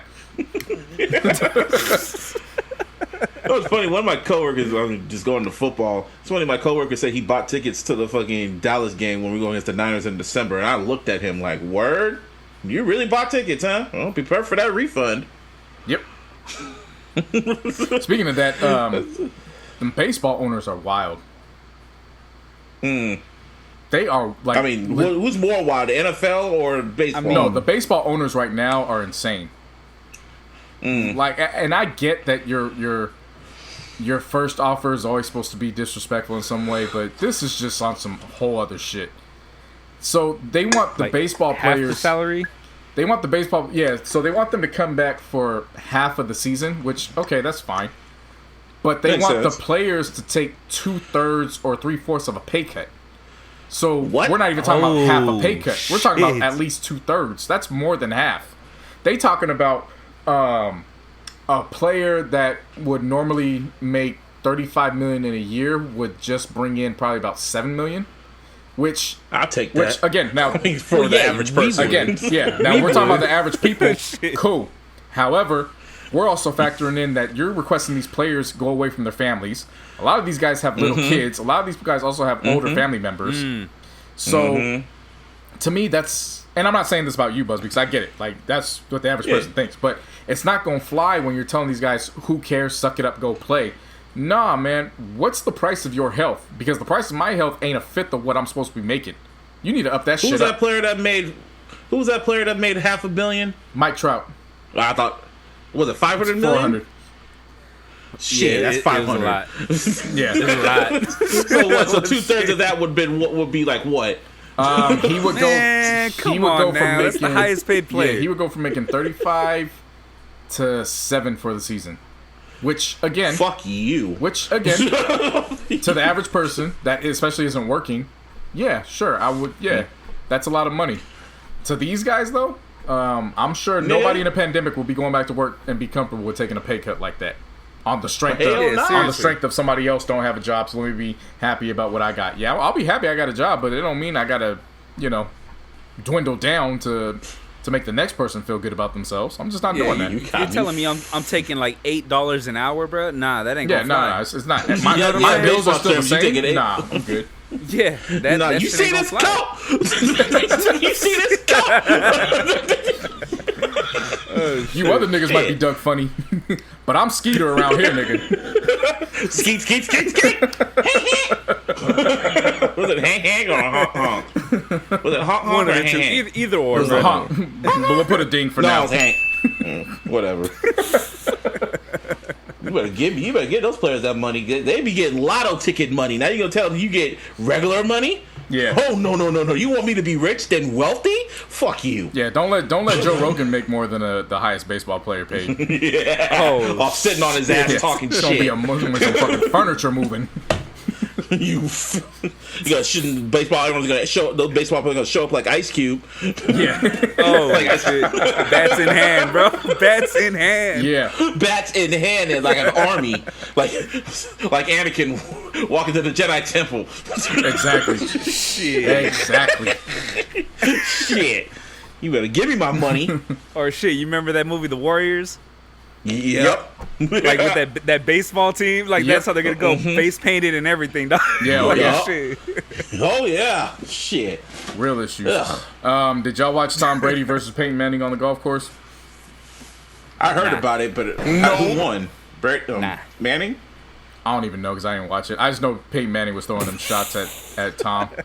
Like he was throwing some haymakers at him, making jokes. Oh yeah, Eli Manning's on Twitter he now. went on Twitter. And then he immediately became a bot because he just started promoting shit for like hot sauce and it was just like, all right. Like, hey man, the Manning brothers, like man, and that's his Twitter life is the same as his football career. Like he only shows up for 2 important postseason runs, and everything else is just mid. Wow. Yep. Wow. I mean, Tom Brady, he knows how to use Twitter, man. Yeah. He knows how to. I remember the first time he used it, all of a sudden, like everyone tried to like roasting him. He's like, "Whoa, what the hell?" Yep. I was like, "Yep, welcome to Twitter, Tom." Yep. The only person that's left is Peyton. Peyton needs to get on Twitter. Yeah, nah, he knows better. Remember what's gonna pop up in his comments? It's gonna be all about that doctor's visit. Nah, he's smart. He knows. Yeah. Oh yeah. Well, Ben Roethlisberger needs to be on Twitter. I don't know if he is on Twitter. Is he? Is he? Yeah, that was a joke. Is he? I don't know. Is he? Roethlisberger. Ben Roethlisberger. Shit. No, he don't need to be on that shit. But is he on Twitter? Does he have a Twitter account? Roethlisberger might be a safer Maybe bet Instagram. than Antonio I'm gonna Brown, just say as no. that is. Yeah. What do you mean? On Twitter? Yeah, just how Antonio Brown moves. Like Roethlisberger might be the safer follow. Like don't get me wrong, I don't like that guy, but granted he's been quiet. I just you know what I mean. Like yeah, Antonio Brown. Don't go in the bathroom with him. Yeah. All right, so I just looked it up. He has a business Twitter. Okay. All right, that makes sense. Yeah, that makes sense. His management does it. So. But speaking of that, Tom Brady, are you excited for Tom Brady's docu-series starting next year? That quick. 9 episodes instead of 10. That was quick. Yeah. I mean, it's just on Tom Brady. It needs to be on I wonder if Belichick's going to be a part of it. That's what I want to know. You think they did 9 because he's been to 9 Super Bowls? Probably. Makes sense. That would make sense. I mean, I'm just wondering if Belichick's going to be a part of it. That's all I want to know. Oh, Belichick going to fight tooth and nail to be against that shit. Yeah. You think he wants to do anything with cameras? Like, for real? No. Like, seriously. You seen him doing a press conference, dog? It's like... Only time he ever did, he did a documentary was with, what's his name? The old boy from Bama. From Nick Saban. And even then, he looked Nick looked Saban, like he didn't want to be there either. No, he was kind of comfortable with him because he was like his mentor. But that's Nick Saban, though. You know what I mean? Like, they're cool. That was his mentor, so that makes sense. Or it's very rare. If he does a documentary or if he's on camera, he has to really, really like you. With Tom Brady, it's one big fuck you right now. I'm really curious. Well, pandemic or not, this is gonna be a pandemic. I guess the Patriots can kind of take they can what's it called? They kind of get leeway. It's like, it's a pandemic. Y'all be all right. Yeah. Because if it wasn't a pandemic and this is the regular season, oh boy. Everyone looking at the Patriots like, damn, that was the death of a dynasty. Oh yeah. And the number 1 draft pick, the New England Patriots pick, I will never. Man, when was the last time that ever happened? The Patriots. I don't think they've ever had the number 1 pick. Can you imagine if that happens? That would be surreal. That will be surreal during the Belichick era. Shit. Yeah, I mean, that's the thing. They're always used to picking at the end of the first round or just trading down. So yeah, that would be wild to see them in top 10, top 3, top 10. Yeah. That would be wild. Ugh. I mean, shit. Like, anyway. I'm under the impression they still gonna find a way to bring Cam Newton to New England. I could see it. They need a quarterback. That's why. Yeah, it makes sense, dude. It makes too much sense, really. Mm-hmm. Yeah. You know what I'm saying? Yeah. But then I always think about Cam Newton's font choices on Instagram, and I'm like, that. Oh shit. Belichick does not have Belichick. You think Busby don't bullshit? Belichick doesn't bullshit. Ask Randy Moss. Oh no, I'm not even talking about the shit. relationship between him and Belichick. I'm just talking about those captions and that fan base. Like, oh yeah, and he does that purposely. He does it purposely. It does not give a damn. Yeah. It's like, Hey, nigga, how old are you? You know how you said when was the last time the Patriots had the number 1 draft pick? Yeah. I was right. It was Drew Bledsoe. Oh really? Okay. In 93. Yeah. Yeah. 03? No, 93. Oh my God, 93. Yeah, that's a long time ago. That's a long time. How many times the Bengals had the top pick since then? Shit. Since we've been in high school? We got enough time to count all that up, dog. Shit. Since we've been in middle school? Shit. Real. So you're gonna doc. Any of you guys check out the Lance Armstrong doc?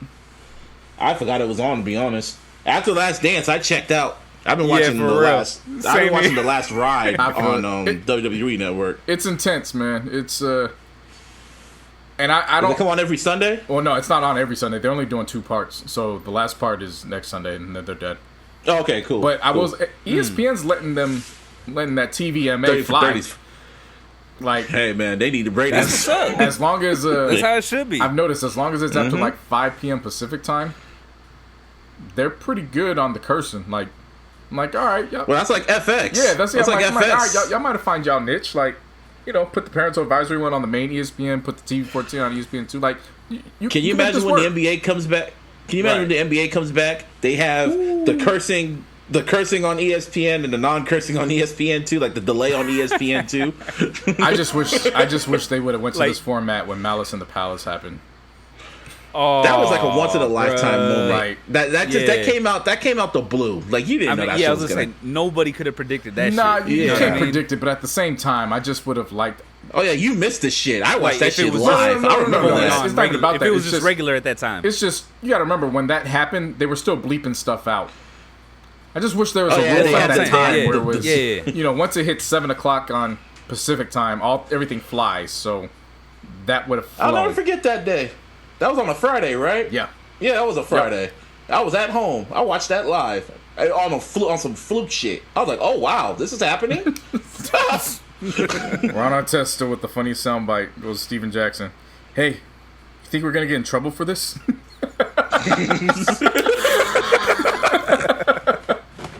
Nah. We're good. All right. Yeah, the Lance Armstrong joint is. I obviously don't know much about Lance Armstrong other than the fact that he had cancer. He had testicular cancer, so he had to have the testicle removed. There is something I did learn about testicles through this, though. I did not know this. Did you know testicles have taste buds? What? No. Yes. I said the same thing myself. Yes. I did not know that. It was some random. I did not look to know that. Yeah. Apparently so. I saw somebody on social media saying, even if I put a Jolly Rancher on, and I was like, okay, nah. This is why you can't teach. See, this is just that's some fucking demon time shit. Oh my god! Wow. But his that's not even allowed. I said wow. That's like I said wow. Yeah, literally. Just 1 O. But wow. Yeah, his story's very intense. Like his mom had him when she was 16 or 17. His last name was actually Gunderson, and then when she married her first That's a hard husband, name. Yeah, he even said it himself. He goes, Lance Gunderson don't even sound right. That's hard. Not for no. I said it. That's all hard. Lance Gunderson is hard for football. It ain't hard for Tour de France. True. Not for a bicycle. Lance Gunderson. Hey, Lance Armstrong. That's hard. Lance Gunderson Armstrong. So he got his he got even the Armstrong harder. from his stepdad when he adopted him. Stepdaddy. And then his stepdad was treating him like he was Joe Jackson. Just Rich. Yeah. Lance. No, Michael. He said he would whoop his ass just for leaving the drawer open. Hey, my stepdad. Your favorite song, Martine? I can't stand you. That's perfect timing. Walked right into you it gotta get a too. ding for that. I know. Yeah, no. I know. He deserves Yeah, that was a good one right there, man. That was great. it. Fucking dick. Yeah, but it's definitely worth checking out. Especially if you took the break from The Last Dance. You can knock that shit out by Saturday and then finish up on Sunday night. See, personally, for me, I've been keeping up with the Last Ride for the WWE, Undertaker's Last Dance documentary. It's interesting, man. It's kind of sad because throughout the whole documentary, Undertaker's trying to get that feeling again, like it's almost like the wrestler. In a way, he wants to get that feeling back when like his old days and shit like that. He wants that one last match where he feels good about himself and shit. And like every time they showed the one match at Super Showdown when it was him and Kane versus fucking Shawn Michaels and Triple H, that was trash. And even Triple H was like, yeah, it was trash. Undertaker was just like, this is not how it's supposed to go out. Shawn Michaels coming out of retirement and fucking backflipping on his face, and they show him when he goes backstage, and he was like, "I missed it by this much." Yep. Sounds right. Definitely sounds. It's a great right. documentary. It's a great documentary, man. Like regardless of what Taker wearing that that Blue Lives Matter shirt, I was like, that's great timing. Yeah. I hope he doesn't wear it next week. I was like, that's great timing. Yeah. Oh yeah, and also when it comes to wrestling, they have crowd now. They have a crowd now, kind of. They have all the performance center people. Okay. They have them. They have them all spaced out too. The only thing that's trash is that they gave them no chairs, so they're just shit. And they have to tape the shows. So they're standing for a good 10 hours. Give me what I want. Damn, man. And they have to pretend the chair like they give a fuck. Like, damn, well, it's something. I can watch it now, kind of. As long as you can watch You've it. been watching it, haven't you? What'd you say? So as long as I say you've been watching it. yeah. I'm not. No, I've not been watching it for the past few weeks. I've not been watching the rest because it's just like, it's like a big asterisk. It's like, nah, this ain't no. This is like a fucking school play I'm watching. I feel it. And if the match is good, it's kind of like, is it good, or am I just because you don't hear the crowd because there is no crowd. But now they got a crowd back, so now they can. It's something Right. ish. Right. Let me just knock off a quick few notes. Round of applause to Quavo. Oh yeah, graduated Oh, yeah. high school. Quavo graduated Got high his school. GED. I'm not sure if he graduated or if he got his GED. Either way, people just miserable the to hate pandemic on got that him man. Like, how you Either way, miserable good for hating on a him. man for Shit. going back to school getting his diploma? Like, You gotta remember, it's an alternate universe. yeah, I mean, Twitter's an I get alternate it. universe. Just, still, it's still random, but the game's the game. I get it. I thought that was a joke when I saw the picture. I was like, I thought literally that was a joke, and I was like, yo, is he joking? Oh, he did the fuck serious. Okay. I like what congratulations. I like what Trae Young said. He was like, wait, so Quavo got 4 years of college eligibility for basketball. Oh shit! Can you imagine Quavo at University of Georgia? At 26. Oh my god! Nah, he's 29. Oh wow, grown up. Oh shit! For real? Yeah. Yeah. Damn. I'm not even mad at He don't that. look I'm not even 29. mad at the age. It's just the fact that Quavo in the middle of the Migos, Ben. like, quality control Quavo, and all of a sudden he putting up 25 for the Bulldogs. No, but shout out to Quavo though. He took the pandemic and said, you know what, I'm gonna finish Hell up yeah. school. Yeah. And he finished it up. Salute that for black real. man. Hats off to him. Yup. Yeah. The BET Awards is going to be digital on June 28th, and That's trash. no. If they do it right, it can be amazing. And there is only one way they can do this right. Do you guys want to take a How? guess on what they can do? I don't know. No. Fam, you got to let Sita host this. You got to bring back Sita for Oh shit! You got to make it a Oh, full-fledged that- throwback. She got to host this awards, man. If That would make sense. If they do that, I'm tuned in Damn. live, like ready to go. Like I will be on caffeine, and we'll have a full-fledged commentary on that shit, like ready to go. Hell yeah! They But get I think they Sita. already got hosts. Well, I think they Right. already have hosts. I forgot who's hosting, but I read they already have a host. That's and shit. that's at that point you got to pull a mulligan, and you got to do what you got to do. Like for us old heads, like You would think because this is Nah, because it's the you 40 right, year though. anniversary That- of BET. Yeah. It's the 40 year anniversary, Damn, so it's really? like, yeah. That's crazy. How I know that because they did the whole Andre Harrell shit, and my aunt was watching it. So then I kind of came downstairs and they had the 40 years logo at the very top. I was like, oh shit. Okay. Oh, gotcha. This pandemic came at the worst time for BET. Yeah. BET Awards would have been popping this year. I mean, every year it's popping. It's like must-see TV. I got the email. They were like, yeah, we canceling the BET experience. And I was like, you mean you didn't cancel that shit 2 months ago? All right, well. Well, I thought for sure that would have been canceled. You feel me? Right. Shit. No, I'm sorry. Like the BET, like I've always said, everyone's all mad about the damn Grammys. I was like, and also like a friend of mine actually, like on Twitter, he's like, he actually got like an email from the BET Awards for voting because he's in the industry and he kind of managed an artist and shit. I was like, how do you get that shit? It was like, oh, they just sent it to you. And I was like, okay. So it's like I'm saying, they are taking it serious compared to like the fucking VMAs and shit like that. They literally are taking their award show serious. Right. So these artists need to wake the fuck up. Yeah. Somebody else got to wake up, man. These streaming services got to wake up because HBO Max came and they want smoke. How much is it? It's like $14.99, $11.99. So it's $14.99, but I signed up right before the deadline for the discount of $11.99 a month for a year.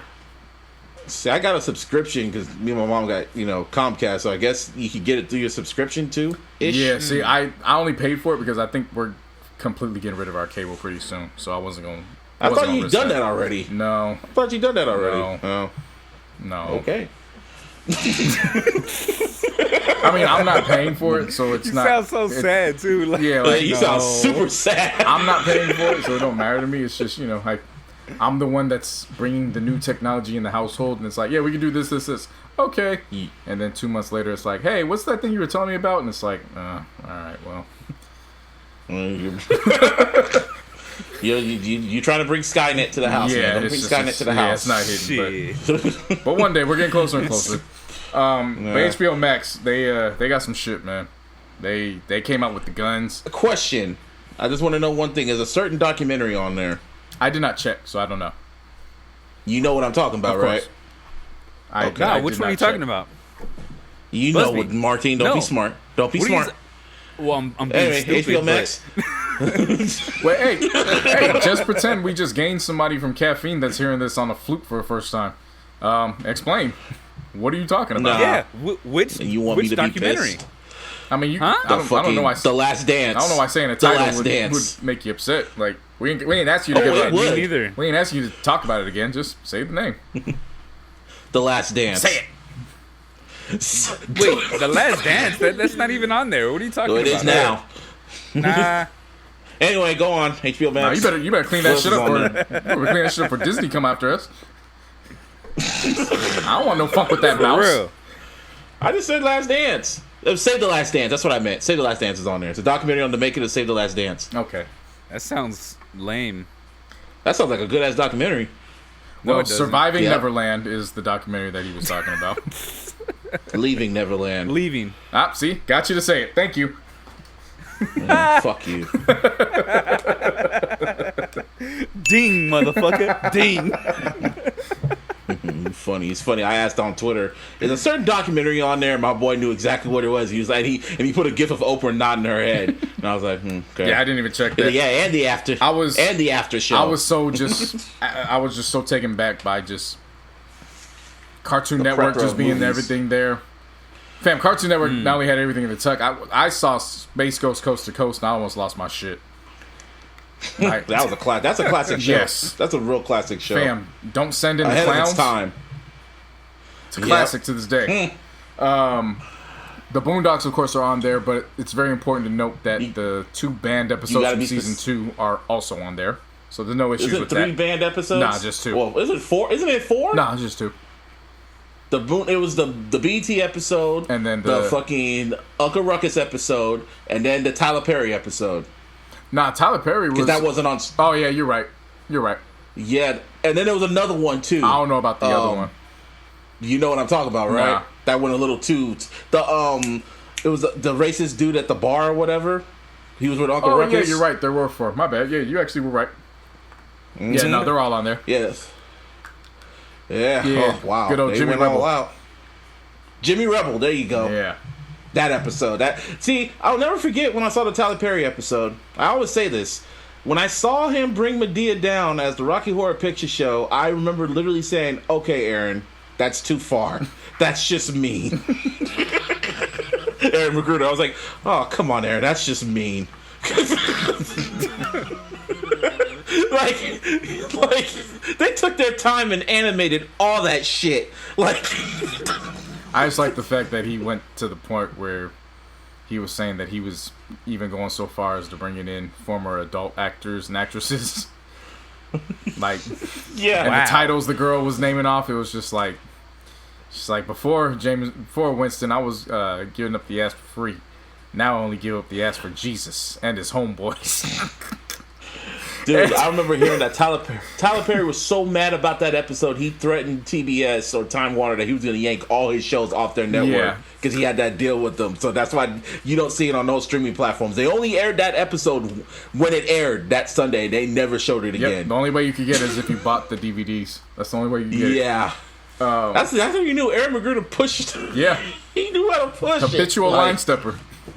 The BET episode kind of saved BET if you really think about it, because after that episode aired, BET changed. Yeah.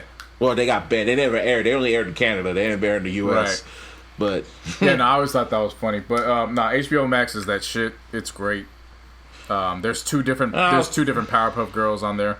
One from when we were kids and one that's on now. Yeah, they did the. Yeah, I know that one. Yeah, there's like, I know Dexter's Laboratories on there. Yeah. They got like 5 different Scooby Doos. Including they got all the Looney Tunes shit. The original. Yeah, they even got the racist Looney Tunes shit. They got the DC. They got almost all the DC shit up there. And then I mean, just that's even like, you know, dealing with the outside stuff. When you actually get into the HBO original content, like the actual movies and their TV shows, like it's that's worth it. Like if I was thinking about that, I was like, yeah, maybe just for the shows. Because they got so much shows, but then I think about all the shit I have on Netflix, that all the shit I have on Hulu, and it's just like it's not enough. No. It is enough. It's not enough. Nah, you got to get HBO Max. Like that's, if you thought you was freaking out when you got Disney Plus, you're going to. I'm gonna have to check in on you when you get HBO Max. It's like you're feeding me, like you're just feeding you and feeding you and feeding you. Yeah. It's enough. It's enough. No, you're gonna keep eating. Like it's too much. I'm just waiting for Nickelodeon to mash up with Netflix, and then we'll go from there. Yeah, I know they got the Fresh Prince on there. Yep. Like the whole series. I mean, that's worth it. Fresh Prince, Friends. Yeah, so they got another show on HBO there. Max has Fresh Prince and BET Plus has Martin. Yeah. But Fresh Prince was like consistent. Go on. Go ahead. But actually, I was gonna say Fresh Prince has been consistent. So we actually got there was a topic that came up. One of the actually good topics came up on Twitter around Fresh Prince. I won't go on and say it too long, but people got to really start putting respect on Carlton Banks' name. Carlton was always with the shits. He was naive and he didn't understand what was going on around him. But when it came time to it, he was with the shits. Like, yeah. Let's not forget the time when they were trying to go to Lamert Park as a joke, and Carlton got fully. He was just gangsterized. He just endorsed it. Let's not forget the time that he took Speed from Will's locker and didn't snitch on him. Let's also forget the time when Will got shot, and the first thing that Carlton did was get a blinky. He was ready to get the sticky.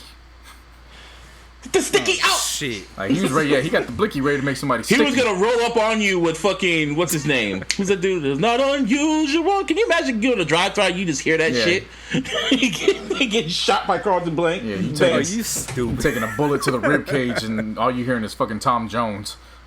It's not unusual.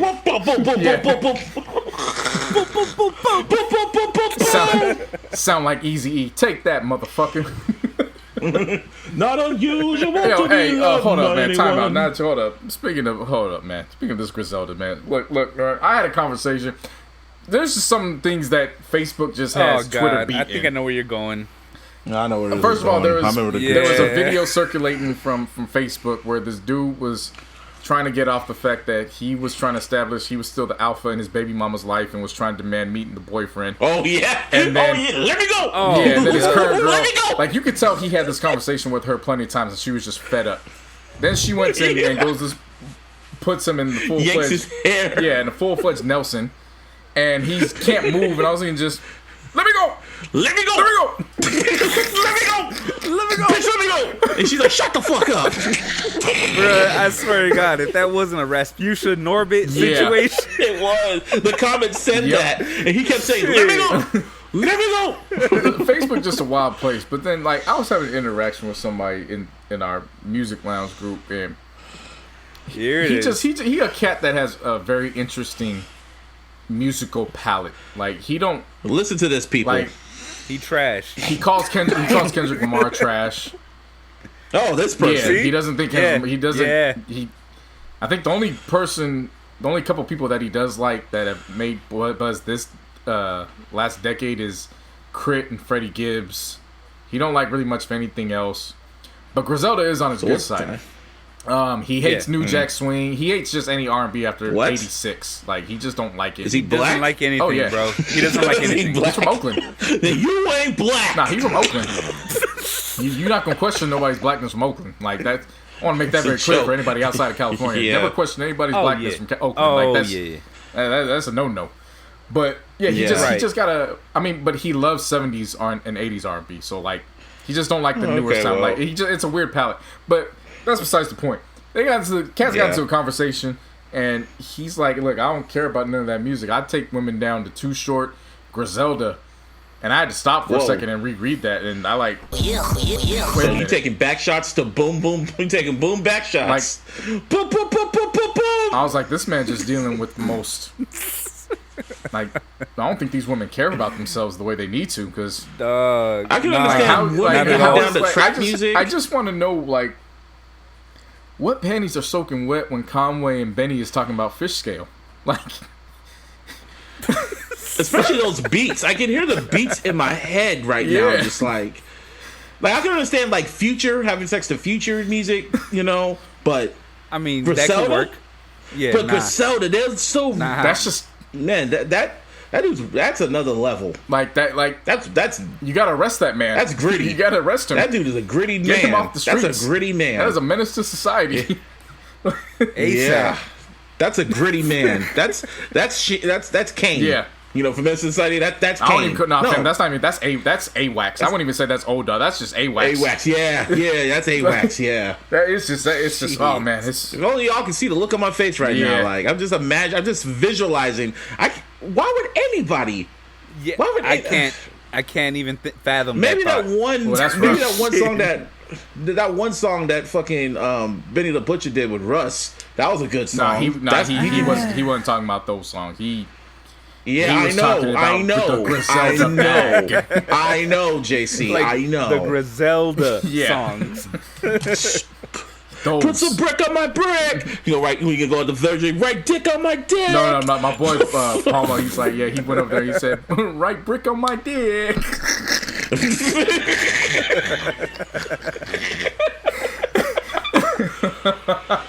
All right. Oh my God. Thanks for that wild times, image. man. If y'all still, I only be on Facebook because of the groups, man. But it'd be so entertaining and fun. If y'all still hang on to Facebook, for our listeners out there, just search Music Lounge and join. Search the Sports Debate Network and join.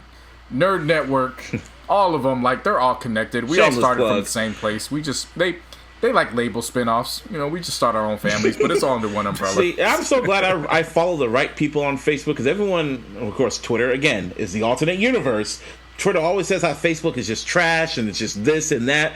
And I'm like, damn, who you guys be following on Facebook? I go on Facebook, it's like, I'm glad I follow the right people. Yeah. Like, yeah, they sometimes post bullshit, but not a lot. Yeah, you gotta find that shit. Like, you have to search for it. Yeah.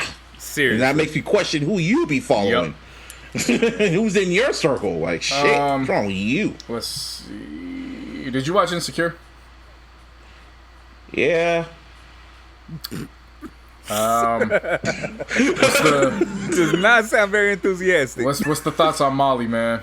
Molly really starting to. She's showing some growth in the end. Like I mean, the funniest part was when the Asian dude was bringing up race and shit, and then you see Andrew just look at old boy like, nigga, shut up, and he just keeps going. Then he speaks in his language, shut the fuck up, he kept talking, and then it got too real when Molly brought up their fucking privilege, and then the wife went and said, "Wow." Yeah. See, I felt bad for Andrew in that instance because she definitely pulled what white women pull when they're dating a black man. When it's like, when they start speaking about quote unquote thugs, and it's like, well, wait, what about me? Oh no, you're different. Like, she literally pulled that on him, and I was like, that sounds disgusting. Like, I get it. I'm not faulting her for feeling the way she feels and how she went about what happened, but to then flip it on him and then be like, no, you're different, like, after you just called out his entire race? Yeah. Nah, man, that don't sit right with me. That was nasty. That was more nasty than her saying eat the groceries. Like, that was pretty standard to me. Oh, yeah. She put that ass all in his face. Yeah. It wasn't realistic just because of the angle. Like, you can't put a blindfold on somebody and then tell them to do that. My boy, Devin, he brought up a good point. He goes, you know, when you take one sense away, it makes the other ones more powerful. So that's probably the wrong time to do that.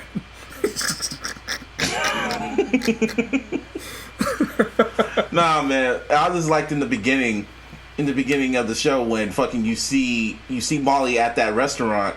I was thinking it was gonna happen in the end. Like, Issa and Molly were gonna meet up in the end and shit like that, or that whole situation that happened and shit. But then when it happened in the beginning, and she sees Issa, like, she sees her, like, oh, she sees her, and then Issa just did the grown person. It was like, I ain't ready for this, and just walked away. And then Molly had the nerve to be pissed off. Yeah, and that was the wild thing. Like, Molly was gearing up for round 2. And then when Issa was like, nah, I need more time. I'm going to do me. And then she got Molly's the one that got an attitude about it. But I love the song selection that they put in for that. That was good. You fucking stupid. What was it? You stupid ass bitch. Yeah. that was mwah. Shouts out to so subtle, Shouts out to the music director. Yeah, they've been A1 this whole season. Yeah, they've been real good. Some of the songs that made my playlist last week, they come straight from season 4.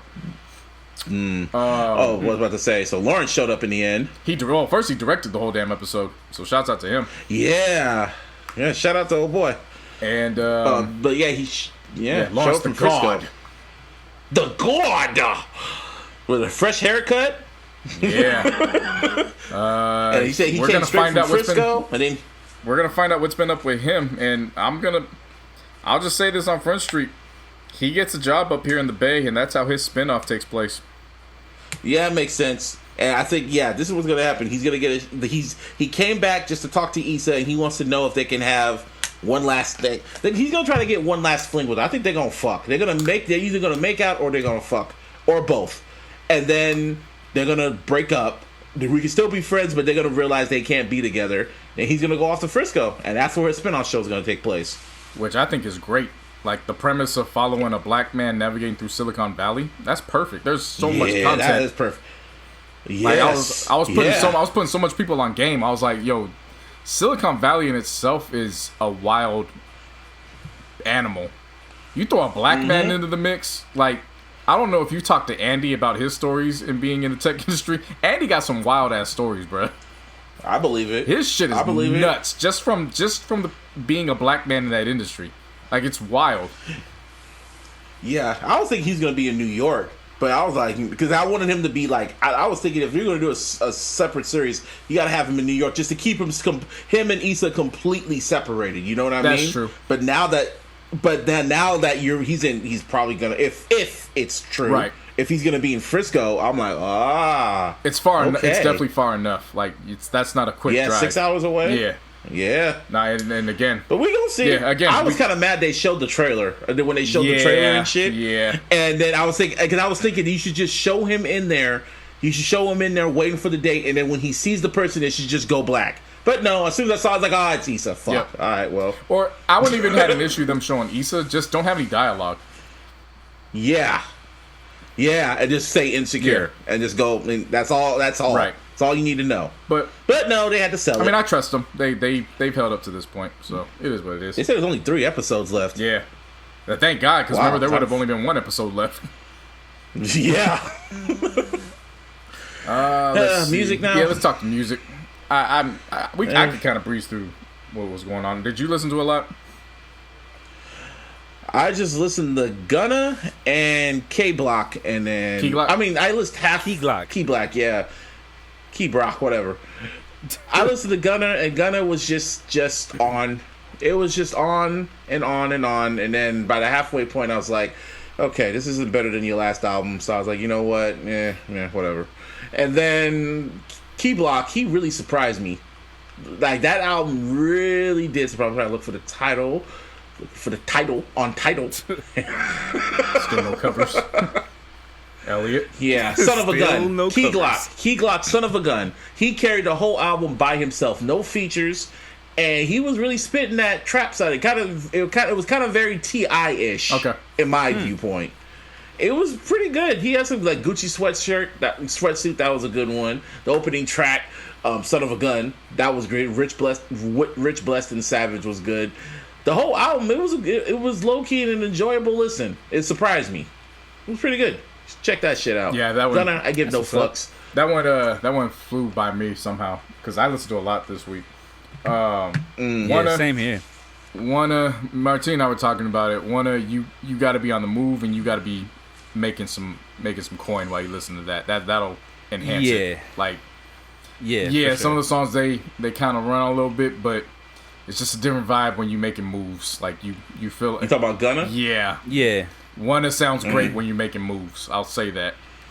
I believe that. 'Cause Yeah. I listened to it on my break, and I was kind of just like, Yeah. I'll be honest though, like I wouldn't use the term great. Like, you know what I mean? For personally, like I think it was cool, but it wasn't. I will never go back to it. Maybe a few songs here or there, but Yeah, like I said, it's. I'm not gonna go back to it as a whole. You know what I mean? It's for me. It's great when you're on the move. Like I could definitely listen to that as I'm maneuvering and moving, and when I'm counting money. Like that's the main thing. That song, that album is just for people with just disposable income by any means. Like you're not gonna relate unless you you're counting money. But I did like Argentina, Dollars on My Head with Young Thug, and then of course Blindfold with Lil Baby. Like it's no coincidence that the two records with his most well-known collaborators are gonna be standouts. You know what's crazy? For Like sure. the same features on all these damn albums lately. It's always Lil Baby, Roddy Ricch, Travis Scott, and Young Thug. It's always those two features on all these albums. They out If there you making know. I mean, moves, man. they sound good with everybody. Yeah. Like real shit. And of course, Like Roddy they was on just this sound album. good with everybody else. Yeah. Yeah. You wouldn't know that, Martine. Of course. Of course. Yeah. Of course. Then I went and Did you listen to Young M.A.'s album? No, I didn't. Actually, I was Was about that- to say I listened to Styles P's album. Okay. Young M.A. dropped like Red Flu. Yeah, I'm I I'll listened check that to one it. out. How was it? I didn't listen to Eh. it. Oh, you did. Yeah, I listened to it, bro. Let me see. How do I put this in perspective? It wasn't good. It wasn't bad. It was Rise of Skywalker, huh? It Disappointingly was mediocre. just there, There. man. Like, yeah, it was one of those. It was, like legit, it was just there. There was one song that caught my attention, but then once I realized like what I was listening to, and not to say in any negative fashion, it didn't like meet my requirements for a good record. Was a Bad Bitch Anthem.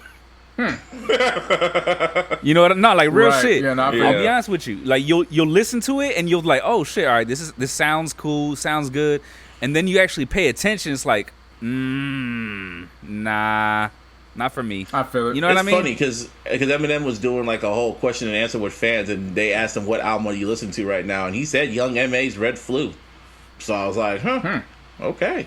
Yeah, but he likes. I said Young M M.A. though. said Yeah, I mean, yeah, yeah, Young because M.A. he was on the his album. Yeah, he actually likes her. So it's Yeah, like exactly. Yeah, that's not surprising. But Styles P's album, Styles David, Ghost, Your Enthusiasm. There's some good That's a songs tight on name. there. Like I liked 100, California, and Time.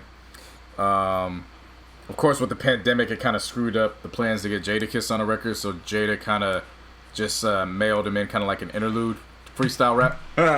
Which I'm not gonna say. I'm not saying he mailed it in a bad way. It was just it kept them apart, so he just had to send it that way.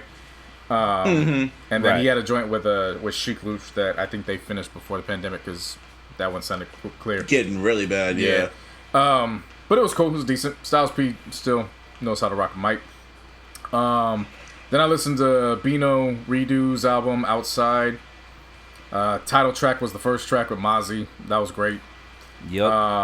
For me, there was like a lot of hit or miss on this, but I at least like half of the projects, and the project's not long. It's like 15 minutes, less than 40 minutes. Tracks, but it's less than 40 minutes. Yeah. So it goes by quick. I see it, yeah. I did like Nobody and Mismatch, Cold Feet with Ty Dolla $ign, and then of course Brand New, which I had on the playlist with Blast. Him and Blast had an EP last year, 6-track EP that was pretty good, so they got good chemistry together. What else? I finally went back and listened to King Von's LeVon James album because of his feature on Mozzie's album. I liked what I heard on here. Like, obviously with him being signed to Lil Durk, there's that connection, so Durk's on the album twice. I did like the fact that there's a track called 2 a.m. that was track 4, and then track 14 is 3 a.m. So it kind of gives the feel like all these songs are kind of taking place within an hour. And then oh, okay. Yeah, so I kind of like that feel. Like, don't get me wrong, you can kind of lose yourself within the album because it does kind of run on a little bit too long. But overall, like I said, I was so pleasantly surprised with what I heard from him on Mozzie's album that I had to check this out. And in the right situations, there are some bangers on this album, especially if you're behind the wheel. And then I finally listened to the E40 EP. That was cool. I want to listen to G-Eazy's little EP that he dropped. He's about to drop an album soon. Yeah, now he's in the B-sides one. Yeah, he's in go mode right now. He's ready. Yeah, I like what I'm hearing from him. And then I went back and finally I listened to so Buddy and Kent Jamz from Overdose. They dropped a joint project called Jack Tape Volume 1, I think last month, and it went under the radar for. It missed me, so I went back and listened to it. 10 tracks, 27 minutes. RCA put it out. Each one of them has a solo song, so it's 8 of them together. It's good. It's really good vibe. Like, if you know about Buddy and if you know about Overdose, like, you know they just have that LA vibe, that real Inglewood vibe, particular. Oh yeah, yeah. For and sure. of course, both their music has been included in Insecure over the years. There's really not much to say. Like, I really like that project. Like, there's not. If you know their style, if you know, you know. That's pretty much how I'll say about that. If you know, you know. Yeah. Speaking of that, and then there's some anniversaries this week. Well, before we get to those, there's a few other albums, man. A few other albums. Dej Loaf, she actually put out an EP.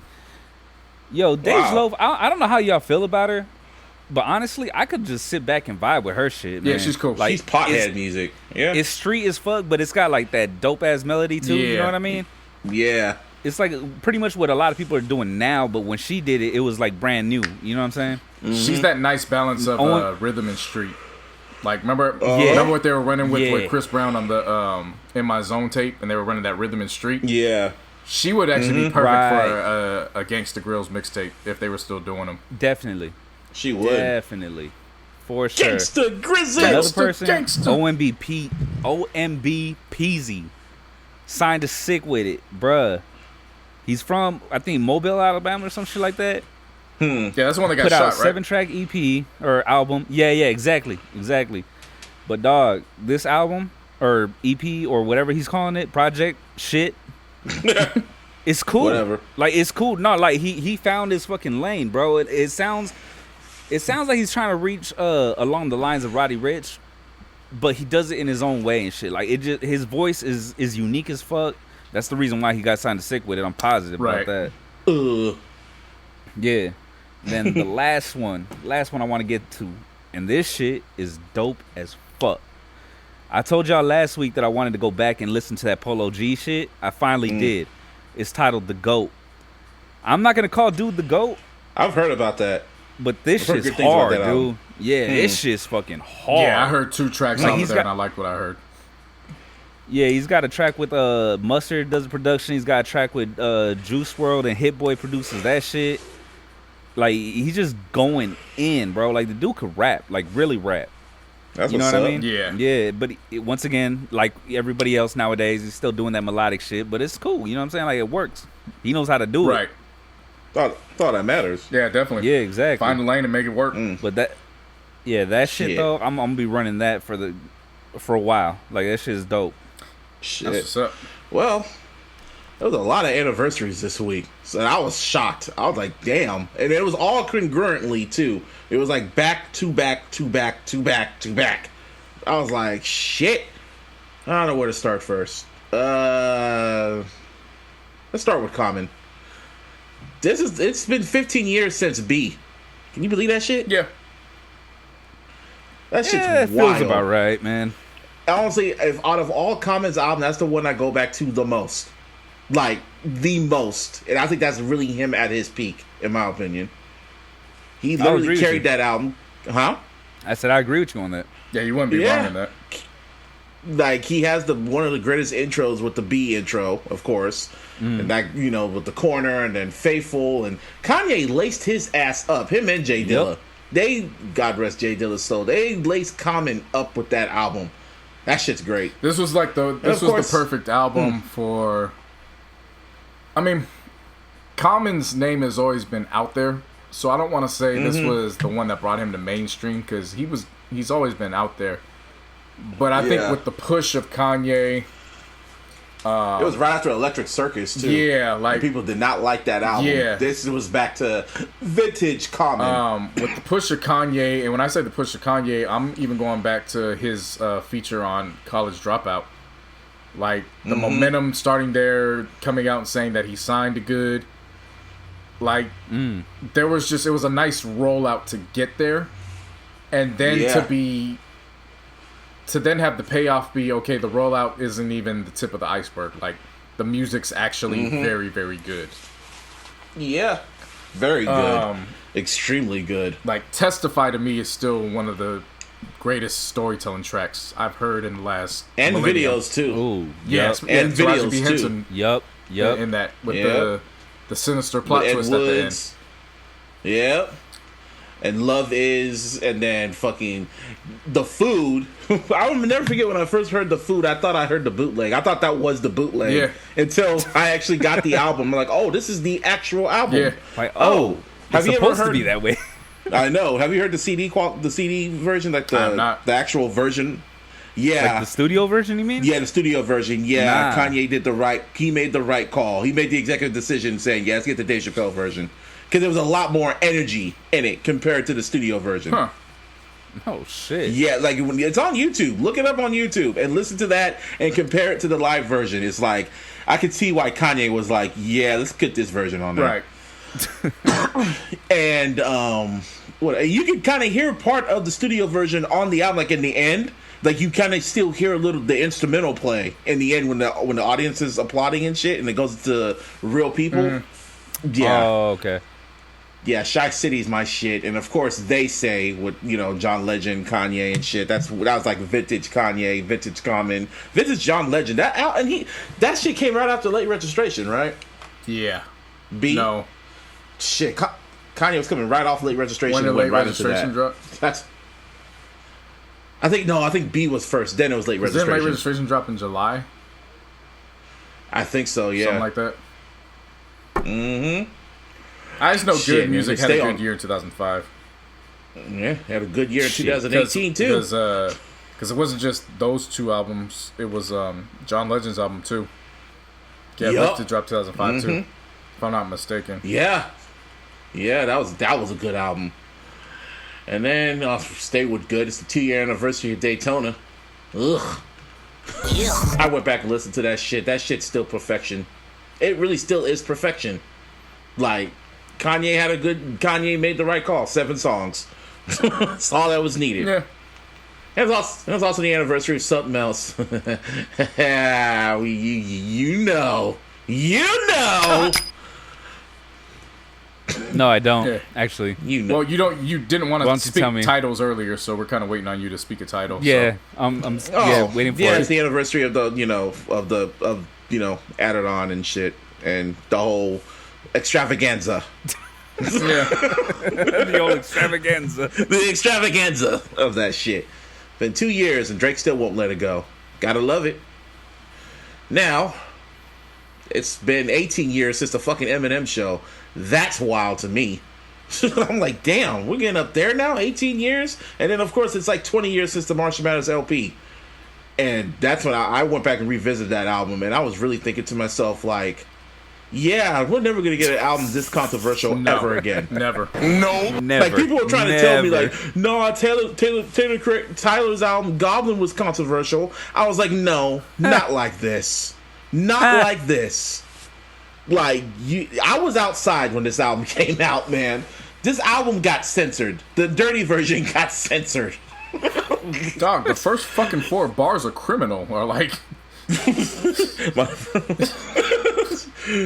you a fag or les? A dove fancy dress. Hey, fags, the answer's yes. What? Yeah, like... Homophobic? Nah, you just heterophobic.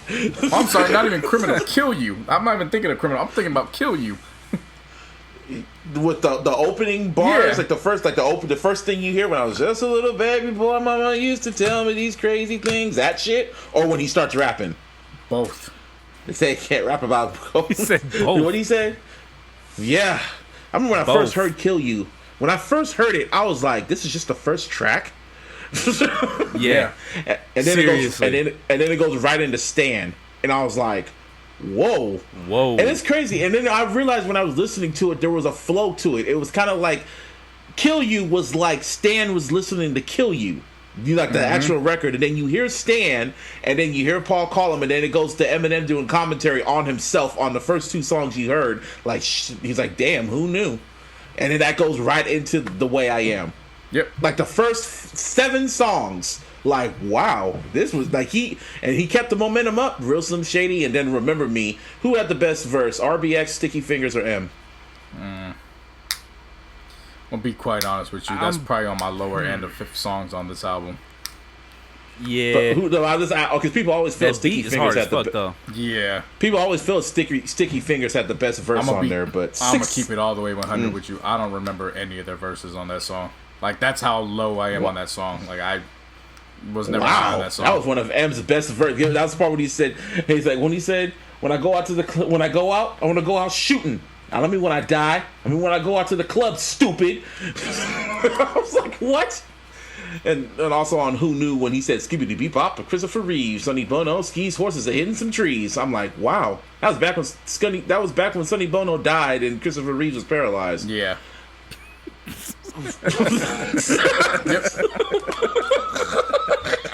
But there's always that one.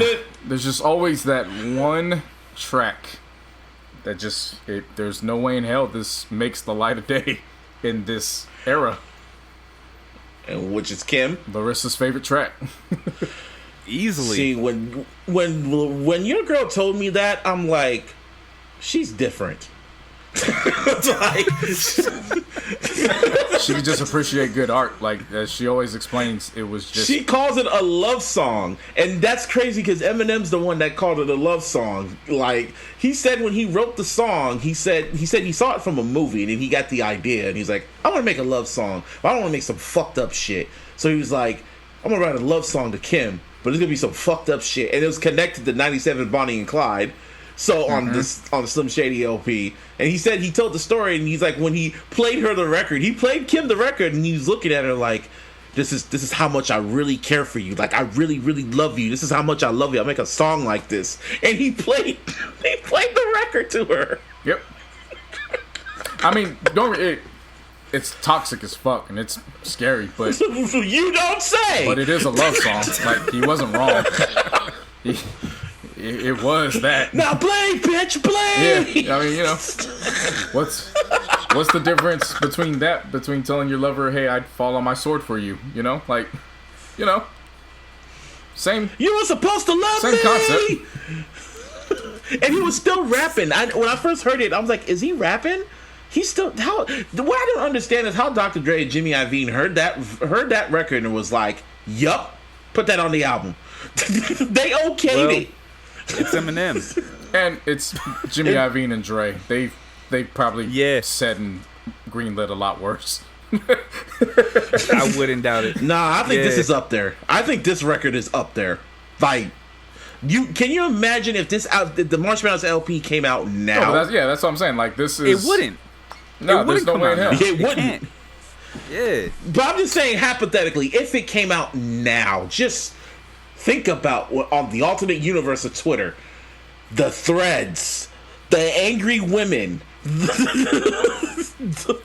people just calling tripping it on the like, women?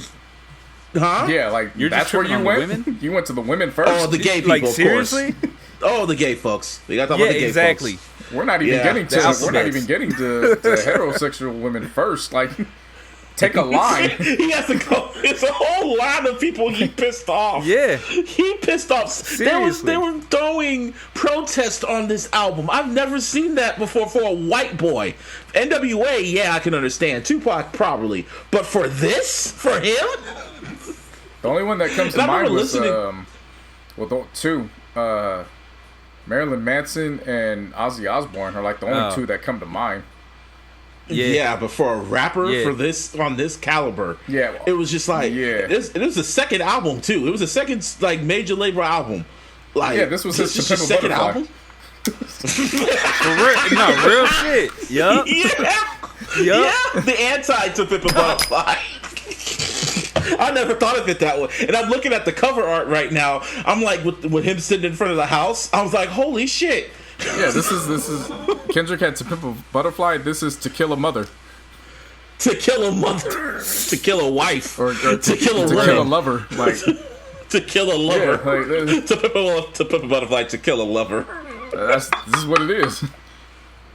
And I said, like, I've never thought like this album was so controversial. Like I remember like when it was like every day it was in the news. Like, is Eminem a hateful person? And I remember listening to it and I'm like, y'all mad about this? Especially when he said the last line on Criminal, half the shit I say I just make it up to make you mad, to kiss my white naked ass. I was like, oh, so he was trolling you. And y'all still fell for it? That's on you. But you gotta remember, that's the last bars of the last song. People weren't even making it to that point.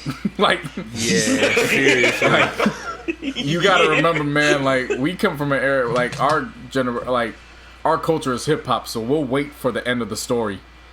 He was talking to people that weren't hip hop culture, and they didn't care.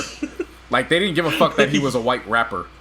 That was none of their concern. It was what he was saying. So I get what you're saying. Like, if they just only would have listened, they would have got it. But a lot of people were turning that shit off by the time Stan was over. Like, they weren't even making it to got that far. They wouldn't even make it to the Real Slim Shady. Yeah, they couldn't make it to the Real Slim Shady. Right. That was track 8. Yeah, the only reason why they heard that shit is because it was on the radio, and that's it. Exactly. Or TRL. Yeah, you know what I mean? Yeah. There's never gonna be an album like that, and it kind of almost ruined his family life. If you know the whole backstory of it, like, shit nearly ruined his life. But hey, man, 3 years later, he won a fucking Oscar. Yeah. Yeah. Gotta give him credit. Shit. I mean, yeah.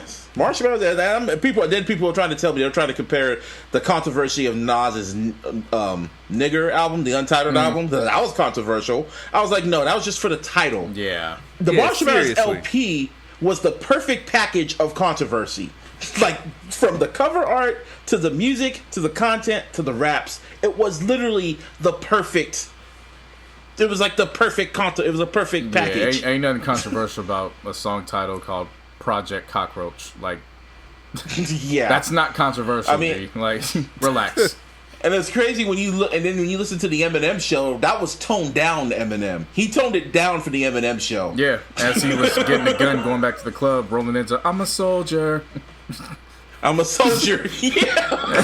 He said, "I'm a soldier," and then followed up. That song's hard. Like, fam, what? Da, da, da. Hey, he was rapping his ass off. Hey, Soldier's one of the best songs, but you gotta understand what I'm saying. Just the type of stuff he talk. He was. If it was a thug, just infatuated with guns. Yeah, and then he was harmonizing it like. Na na na na na na na. That's what I'm getting at. He was. See, that's why I kind of want the Eminem and DMX shit to happen, not for who's gonna win or who's not gonna win, just for the playlist. Just for the playlist of DMX and Eminem records. Oh yeah, they have some dark shit. You know, when Eminem says, "Bitch, I'ma kill you," versus DMX saying, "That nigga K could suck my Damien. dick." Like, Damien versus My Darling. Yeah. Or shit. Oh man. There's never gonna be another album like this again, man. Like, nah, they're never gonna. Cancel culture. They would have tried to cancel that white boy. It's never gonna happen again, ever. So I always say, try to say that. I always say Eminem showed up at the right time for that window of opportunity. He shows up a year too early, it's probably not going like this. He shows up a year too late, it's probably not going like this. There was that one. Oh, you forgot another people he would have came out. Another people that would have came after him. The fucking pop fans. Because he was dissing them too. Sure. And you know how them stan accounts are. You get stan accounts for Britney Spears and NSYNC in their heyday. Oh. And you have the gay lesbian people after you. You have feminists after you. You have motherfucking only people not coming after Avengers Assemble. Black folks. And then you know some black folks would have went after him because there was that line on Criminal when he said, "I drank more liquor to fuck you up quicker than you want to fuck me for saying the word." And he didn't say it, which was genius. Yep. But they would have went after him because like, "Oh, you wanted to say it." Well, yeah, I mean the implication is there, bro. You know what I mean? Yeah, like seriously. Yeah. No, you meant to say it. And then you heard the D12 record with Under the Influence. Bizarre said, "Slit my mother's asshole and slit in my mother's throat." Like, what the fuck? Yeah. Slit my cousin's. Yeah. Love that damn album. Yeah. Still, people say that M Dog got classics, and it's been 20 years. That's wild. Time goes by, man. Anyway. Yeah, I know, right? Anyway. 183, right? 184. Yeah, 184. See, there you go again. Shut up. Do you have the episode 184? Do you have the title in your session? Who, me? Yeah. And I'm looking at it. I'm legit looking at it, and I still said 183. That's what makes it a lot more fun. That's Father Time. All right. Yeah. We on track. Shut up. It's episode 184. It's not just names, people. Podcast. It's numbers too. Shh. This is episode 184 of the iLLogical Sense Podcast. You can always follow me on that Twitter. Shout out to Mr. Fab. You can follow me on Twitter at Mr. Busby for lowercase 08. You can follow the podcast on Twitter at TLogicalSP. You can always follow us on Instagram at the iLLogical Sense, and of course on the Facebook. Give me a hell yeah! Hell yeah! And of course, now you can also hit us on Caffeine. The iLLogical Sense. I was going to say that for the end. Yep. I was going to say it for the end. It's all good. But yeah, caffeine too. It's all good. I wasn't even trying to stun on you. It was just, I'm just very excited about this partnership. Yup. But yeah, so you could, again, create your caffeine profiles, get acclimated with that. Because, yeah, we're making that move June 10th. And then, of course, on all social media platforms, you can hit me up, JC No Hundreds. Hey, that live sports is coming back, so I'm getting my bag, man. I'm talking that big talk. Hey, no fans, but hey, fuck it, man. It's been, what, 2 months? Yeah, I waited 2 months. Man, I'm talking about 3 10 months, years. Yeah. Hey, I still have my wrestling. Even if I didn't watch it or not, I still had it. It's been 10 years So since... I had an option. It's been 10 or 9 years since Lakers are going into a postseason as favorites. I'm soaking all this up as much as I can. Yeah. LeBron looking at you with a burger in his mouth like, shit. Yeah. But yeah, so you catch me out of shape and all. Catch me on all social media there. All our playlists are active live. We'll have our monthly playlist out on Friday. And very important, round of applause, shout out. As the listeners are listening to this, I will be with my baby Larissa. It is her birthday. Hey! We'll be celebrating that. Hey! Trying to stay quarantine. Quarantine. Trying to stay cool in this birthday. Ravish damn heat. Yeah, quarantine birthday. Well, I got my air. I mean, I would invite her over, but quarantine. I'm gonna be quarantined in my AC house. Yeah, it's quarantine. Yeah, good for you. We gonna pray for that coolness. They said it's gonna be going down by the end of the week. It might even rain next week. I hope That's so. what they were saying, bro. That's a trip. I really hope so. Yeah. Earthquake weather. Yeah. Get ready, guys. No, don't say that. Hey, you, Martine. Yeah, you can follow me on all social medias at Beats Be Killing Them, and on all streaming platforms. Venom is spelled VNMS. Search my music, stream my shit. That'd be cool. And also, the playlist. I gotta talk about this shit because I mean, I had to put on from my area. You know what I'm saying? Turf. Yeah, pat yourself on the back. The Turf, Volume 1. Yeah. So check that shit out. That's on the iLLogical Sense link. You know what I mean? In the bio and Instagram and all that. You feel me? On the title, on the Apple Music and the Spotify. Whoa. Yes, sir. All that. Yeah. And you know we may have to start doing caffeine very soon. We may have to start doing SoundCloud playlists. I've been seeing a lot of people saying they've been listening to music on the SoundCloud Premium. Really? Yeah. I was actually pretty surprised by that. I was like, well, I did sign up for that. We might be having to make playlists on that joint too. I rarely ever listen to music on SoundCloud, to be honest. Do they even have like the full songs and shit? Yeah, or? you have to. It's premium. Yeah. It's so it's like a regular streaming service. Yeah, it's much. SoundCloud Go. Pretty much. Oh, okay. Yeah.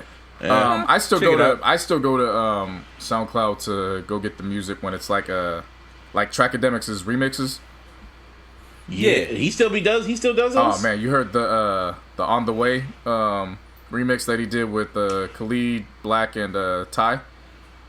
Yeah, I know that was like last year. Yeah, but I don't know if I haven't checked back recently. but he's good with them. So I'll go back, and then there's some other artists that do the same thing. I was thinking of the Trackademics remix of Tell Me When to Go. Yup. Oh my god, that's a classic. Oh, that was a moment in time. That shit was so hard. I threw it on as a bonus track to the album. Might as well. I did that shit too. That was literally tough. like the unofficial remix. You had to. It was the unofficial and it went harder, like harder than the actual the version's hard, like the original version's hard. But if you put that version on, you go. That's like that's another version of going dumb. Yeah, I will say this: it was a lot more, let's say, danceable to different styles and shit. It was but like that original one though, dog. That bass line. Oh, of course, it's the vocal sample too. When the vocals hit, it hit different. Yeah. Dum dum dum dum dum. Oh, yeah. I dare somebody to say to question if E40 got hits like that.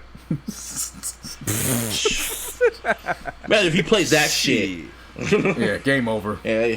Ain't no more verses. Like, and that's even in the middle of his career, right? You know what I mean? Yeah. Shit. Anyway, we out this bitch. Yes, sir. 3 hours. Woo. We out. Peace. Like, Peace.